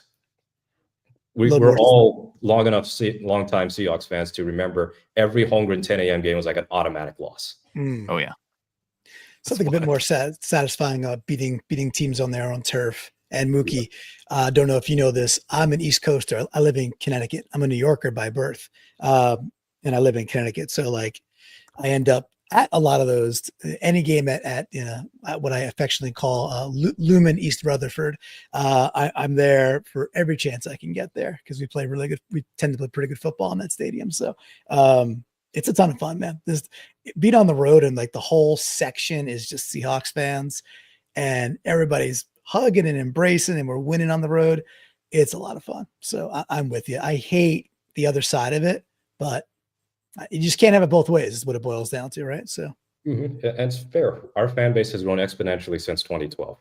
All right. Yeah. You know what? They actually put an extra second back on the clock. they did. Yeah. Look We're at gonna get that. a playoff. Exactly. One more time out. Yeah. Rams at clock operator trying to cheat. The officials Yes, say I no. saw what you did there, huh? Kyler Look at Murray has that. 3 fourth quarter comebacks, game-winning drives this season. Let's see number 4. Let's go. All right. Hmm. One play for the 2-minute warning, and Murray's throwing it's off of McBride's hands. So second down at the other side. Does that mean they're going to go back into break? I mean, I don't think That's they a good will. question. okay, Yo, good. they'll They still already- get- they NFL's already going to took get the their 2-minute money. commercial break, so they don't get to do it all over again. All So I have right. to see the Caesar Sportsbook odd for the odds commercial for the 80th time. And have to pretend all these people love Chick-fil-A that much. Mhm. All right, second down. That was nicely covered by Curl there. Like to see him work the middle of the field. You know, you got timeouts. Got plenty of timeouts. You don't need to go to the boundary. No. Like, take some easy stuff. Look, they got 7 dudes in the line. Take some stuff over the middle. They're going to drop a couple of those dudes out. We'll see. I mean, they should. Yeah. Okay, a little outlet, a little dinky dunk. Oh, Mr. Carter for about 6. Not bad. oh, gosh, he got hammered there at the end. Yes, he did. Yes, he did. That's pretty good. Okay, let's go. It's better than the sack that I thought it would be. Yeah, Right. exactly. And again, that missed PAT, I'd rather Easy that first down, boys. Easy It's gonna first be down and decided yards by and regulation. yards. wide open. And he's out of McBride, bounds. stay in bounds, go down the sideline to the 40. 40-yard line. Man, how does 40-yard McBride line. get that wide open in this moment of the game? That's because the Cardinals They run a natural pick? No, they just said, No, we no. refuse to cover you. we're just not going to cover you. The linebacker, did he? Look at McVay. McVay's like, rah, rah, rah, rah, rah. I can't believe you stay open. That's exactly what he said. I think you nailed it. See, the Thank you. crutch of them missing the extra point is that we know this game's ending in regulation almost certainly. So Yeah. You are right. Okay. Murray back to pass again. Stared a Yes. dude down. Yes. Hey, all right. Yes. Worked out. Yes. 8-yard gain. 8 yards more. It's about 2nd and 2 or 2nd and 2 or 2nd and 3. About 2nd and 2, right? Yep. 2nd and 2. Where are we on the field, guys? 32-yard line? yeah. About 33. Hey, we've got Thad in the chat. Nice. Garrett. There you go, scoring brownie points. Get those legs He's going. I know one of you my will. favorite members of the Discord too. Yeah. That is rad. Here we go. Here we go. Wow. Solid draw play. Okay. Mr. Kata Rams up didn't the even look gut like for this. 15. 1:15 to go. Let's wet the canvas for the viewers, right? So 1:10 to go, about the 21-yard line, 4-point game. Adam, what do you want to say? I think they just took one just now. I believe. No, it's an Who injured called the player. timeout? Injured player. Injured Oh, player. well, you know what? That's going to be. I think that's tensions down. That's going to be a timeout by the Rams then. Absolutely. So Okay. that's big. If Yes. Arizona scores a touchdown, I mean they've just lost a timeout, knowing that's the field goal still ties the game. But That's correct. Yeah, man, love it. why are they showing Ryland like there's? I mean, they're showing the kicker because of the block PAT. Okay, I was going to say it doesn't matter. Yeah, there's no We're not going to be. Yeah, nobody's doing that. Yeah. Nobody's Not going to be kicking a kicking field from goal. here on out. no 4-pointers yet, right? In this league yet. And the PAT is not even his fault. They've rushed the line. So win or lose, Arizona, I commend you for a Not that noble effort. This isn't like when the Bears just barely tried last year. So Yeah, that was gross last year. this is a lot closer to what the Lions did against the Packers. Yes. Respect. I love it. Okay, minute 12 to go. 1st and 10. Where's the ball? 21-yard line about? It's my memory. Yeah, somewhere like that. You got to get Kyler on the edge, man. Right on the 20, guys. Right on the 20. So it's, yeah, really not an opportunity for another first down after this. They're bringing a blitz. He gets it away quick. 7-yard gain to McBride. Out of bounds. There we go. Okay. You could run the ball here. Yeah, this would be a time to run it, I think, right here. Mm-hmm. Mr. Kate. Yeah, if the Cards win, I need to run it back. No, because I'll be in the middle of blogging the Seahawks game. I wish. Maybe I'll be there for the post-game celebrations, depending on how it goes. Let's just get it. Let's go. All the good Hawkra. Let's go.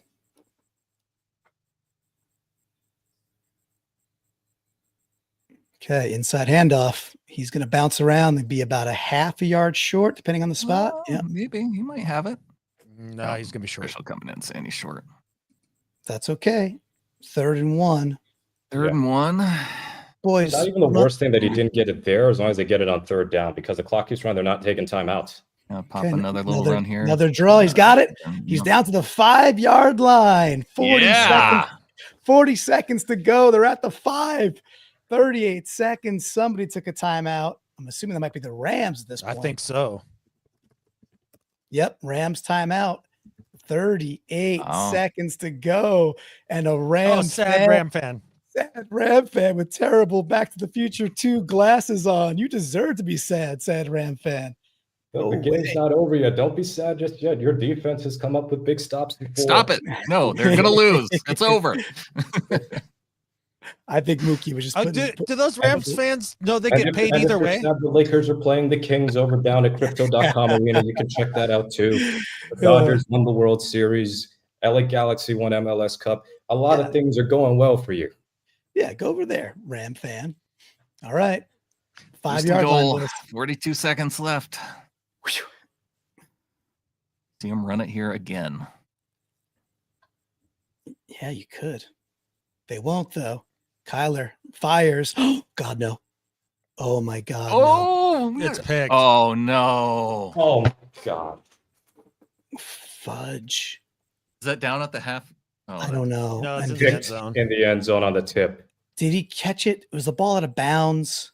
Tell me the tip of the ball was touching the Right. turf. It goes off his head. It goes off Kyler's his what? right. Oh, dude. Oh, I right in hit the- him in the head. It hit McBride in the head. Thanks a And fucking then- lot, Trey McBride. The ball. It's a Killer Witherspoon too. Ooh. It's a pick. Oh, he's got his hands around it. Does he? The- Because this will be the angle. They're gonna call that. No, a pick. it's not- it touches the ground, though. It doesn't move Does it at all. move? Yeah, it doesn't Doesn't- move. no, That's It doesn't control. move. It's a pick. Dang. It's a pick. It doesn't move at all. And they will not overturn that accidentally for LA. That's for sure. Like they won't. Well, it's not the costliest interception to ever affect Seattle. True fact. Right at the goal line. Doesn't feel good in the moment though, Mookie. No. There's a booth review, but It's a pick. Yeah. It doesn't move. I mean, maybe. I mean, no. tiniest Let us all smidgy. collectively talk I about would how hate it hit if the I was a ground. Seahawks, I would hate for that. Like it does move the tiniest little smidgy. You know? Yeah. I mean, look. It did. I mean, gonna obviously it move hit the so much, ground. come on. It's It whether hits or the not ground, it yeah. was ground, if the ground helped him secure the football in the catch or not. Right. Because when you Right. catch it, it can still move a little bit. It's whether or not you have it secure Yeah. is the rule. Did move a little bit. That's where our hope lies, is that He's looking at it longer than I thought he would. Yeah, I'm confused. Like this should be a clear pick. I'm a Oh, big dang. fan of this being overruled, says Ryan. Yes, we're all. A kilo looks a lot like. They're saying we got people on my Twitter going that's not on Kyler. I mean, he hit him in the helmet. The call It's, stands first down, and Arizona's got 2 timeouts, so it's going to be kneel down time. So Yeah, That'll be a wrap. So now Yeah. the strength of victory tiebreaker, baby. We got to pull for the Packers to win over the Vikings. Got to pull for the Dolphins over the Browns, the Falcons over the Commanders, and I believe the Lions over the 49ers. And Tua's out probably tomorrow, so that just made it even harder. So, Oh boy. We need 3 tomorrow to make the game Saturday count, right? Is that the idea? correct. So there's a little stat there. So Denver didn't go our way. Green Bay, I mean, yeah. I also need the Jets over the Bills. That's not happening. So Miami, Atlanta, Detroit, probably. I think Green Bay, Atlanta, Detroit's probably our best shot. So we need 3 of those 5. And then Saturdays, if we play Saturday, the game still matters, but then we would still need other things, even if we win, to still go our way, right? And the other side of that is if Detroit wins the NFC North, they're going to rest starters for week 18. So we might prefer to have the Vikings win that game and have the other 3 results be preferable. In other words, what avoids some sort of rest. So like, Buffalo could lock up their seeding tomorrow and they could rest against New England. The Chargers have seeding to play for. Okay, they said he's down at the half-yard line. So they're going to sneak. He can't kneel down. Whoa. There's a sneak. Yeah, that they it's just not a safety. They actually can't kneel it down. That's kind of crazy. Cannot. McBride's crying Inconsolable, on the yeah. Yeah.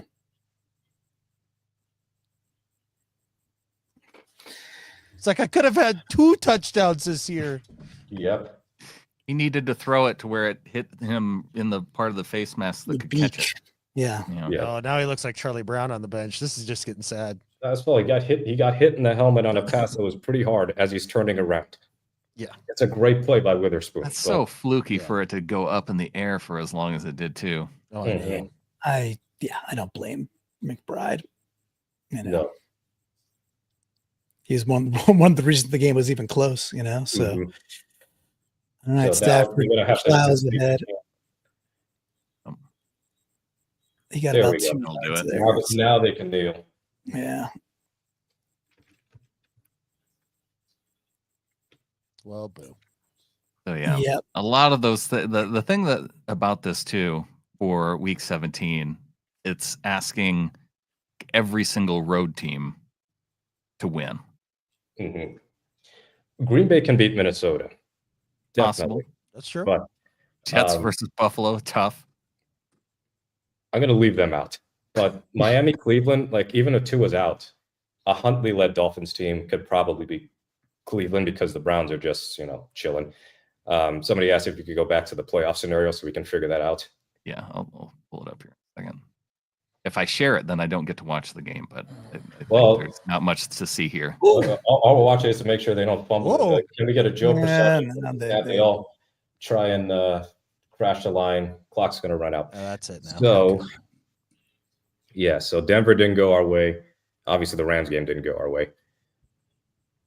Damn. This is going to be strategic. I think the best outcome of the 3 out of 5 is Miami, because it also still keeps them in the playoffs. Atlanta and Detroit. Like if it's going to be 3 out of 5 to go Seattle's way. Oh, wait a minute. 3 out of 5 go Seattle's way. So Miami, Atlanta, Detroit's fine. There basically just needs to be something on the line for Minnesota, Detroit next week, so the Lions are not, sitting starters. New England against Buffalo. If Buffalo can sit starters, maybe New England can get a win. Tampa Bay probably will beat New Orleans. The Chargers, if they still want, although the Chargers locked up a playoff spot today. They locked up a playoff spot, but they can be as high as the 5 seed. So they can play their starters if they want to. Denver against Kansas City. If Kansas City sits their stars, maybe Denver can win that. Atlanta against Carolina. Atlanta could win that since Chuba Hubbard's now on IR. Dolphins over the Jets. Again, the Dolphins could still be playing for the playoffs. And then the Bears over the Packers, probably not happening. So, yeah, it's pretty tough. I think our game may end up being on Saturday anyway, because the angle would be if the Rams win, strength of victory doesn't matter to begin with. Right. But if Seattle wins, then all of Sunday is just us scoreboard watching and turning on Red Zone. All right. Well, let's stay alive. Right. Let's get that combo of 3 of those next 5 on Sunday, no matter how we get it.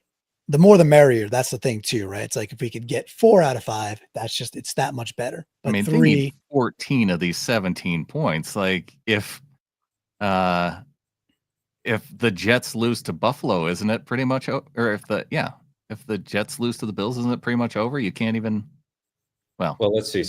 Green Bay beat New Orleans, so that's 1. They didn't get Denver. I think we'll know by the end of the day tomorrow. I think that Arizona will probably beat San Francisco. I don't put it past the 49ers to actually sit like Purdy and all those dudes the last week of the season. I mean, they're already sitting Williams and some other guys. So if they get an Arizona win next week, that's 2 points right there. Yeah. I love that we're having to do like some algebraic equations here. You know, if X and you combine like terms and you divide by here, yes, of course we're out. But a man can dream. Any human being can dream. Because if you look up here, I mean, rather than trying to count to 14, it's easier to count to 5. And they already got the Green Bay one, right? And oh wait. Well, the Packers won on Monday, so we got 1. So okay, just 13 more to get. So 1, 2. Okay. Well, so it might go to next week. The best case scenario of the results that haven't happened, since they need 13 out of 17, is those other 5 results go Seattle's way through Monday. The Arizona game is the big one because that would give them a +2. So that's you're halfway there just on that. But basically, it's better for the tougher games like Buffalo and New England and Kansas City, Denver. You're hoping that because one team is sitting starters, that those ordinarily heavy underdogs could pull off a surprise. All right. Don't dream it's over. Need a lot of help. Need a lot of help, but Seahawks only have... In combat sports, they say don't leave it in the hands of the judges. For the Seattle Seahawks for the 2nd year in a row, don't leave it in the hands of other teams. And for the 2nd year in a row, they had it in their hands, specifically at home too, and just didn't get the job done for a variety of reasons. I'm sure Gino's going to get the bulk of the blame, but like you had the Byron Murphy face mask that led to a touchdown. You had the Trey Brown offside led to a touchdown. You commit as many penalties as the Seahawks have had all year, as many turnovers as Gino and other Seahawks have had all season. You have all of these miscommunications on offense and defense, and you're going to be screwed more often than not. And the only tiny bit of bitterness I have right now is that Seattle threw away a very winnable division. Like the last couple of years, it was a clear Super Bowl contender. We don't know if this is as weak as the NFC West will be over the next couple of years. If Arizona bounces back and San Francisco doesn't have a million injuries, the Rams obviously have got a core on defense, but you know, Seattle could be on the rise, but that doesn't mean that we're the only ones. It's going to be fun, but yes, that's things. Yes, Akella Witherspoon was in Seattle. He wasn't there for preseason, and he got traded, so he was never on the regular season roster. But it does suck when a cornerback named Witherspoon makes a great play. Sometimes. Well, big thanks to Mookie for coming on. A big thanks to everybody who joined us in chat. We're still going to be rooting for our Seahawks to get the win against the Rams, whether it's coming up on Saturday, whether it's coming up on Sunday. We're probably going to find that out tomorrow. But close off the season strong, get a win, finish with 10 wins, and then we can see how the rest of the games play out. And if they don't make it, then hey, 10-win season. Still overall success, I think, for our Seahawks based on where we thought this team was going at the beginning of the season. So, All right. Anybody going to play Call of Duty with Kyler this evening? Hey, feel like we have that locked and loaded, right? I mean, he's going for a headshot there on that last pass. He already had it on his mind. And I think with that, there's only one thing left to say. Go Hawks. Go Hawks.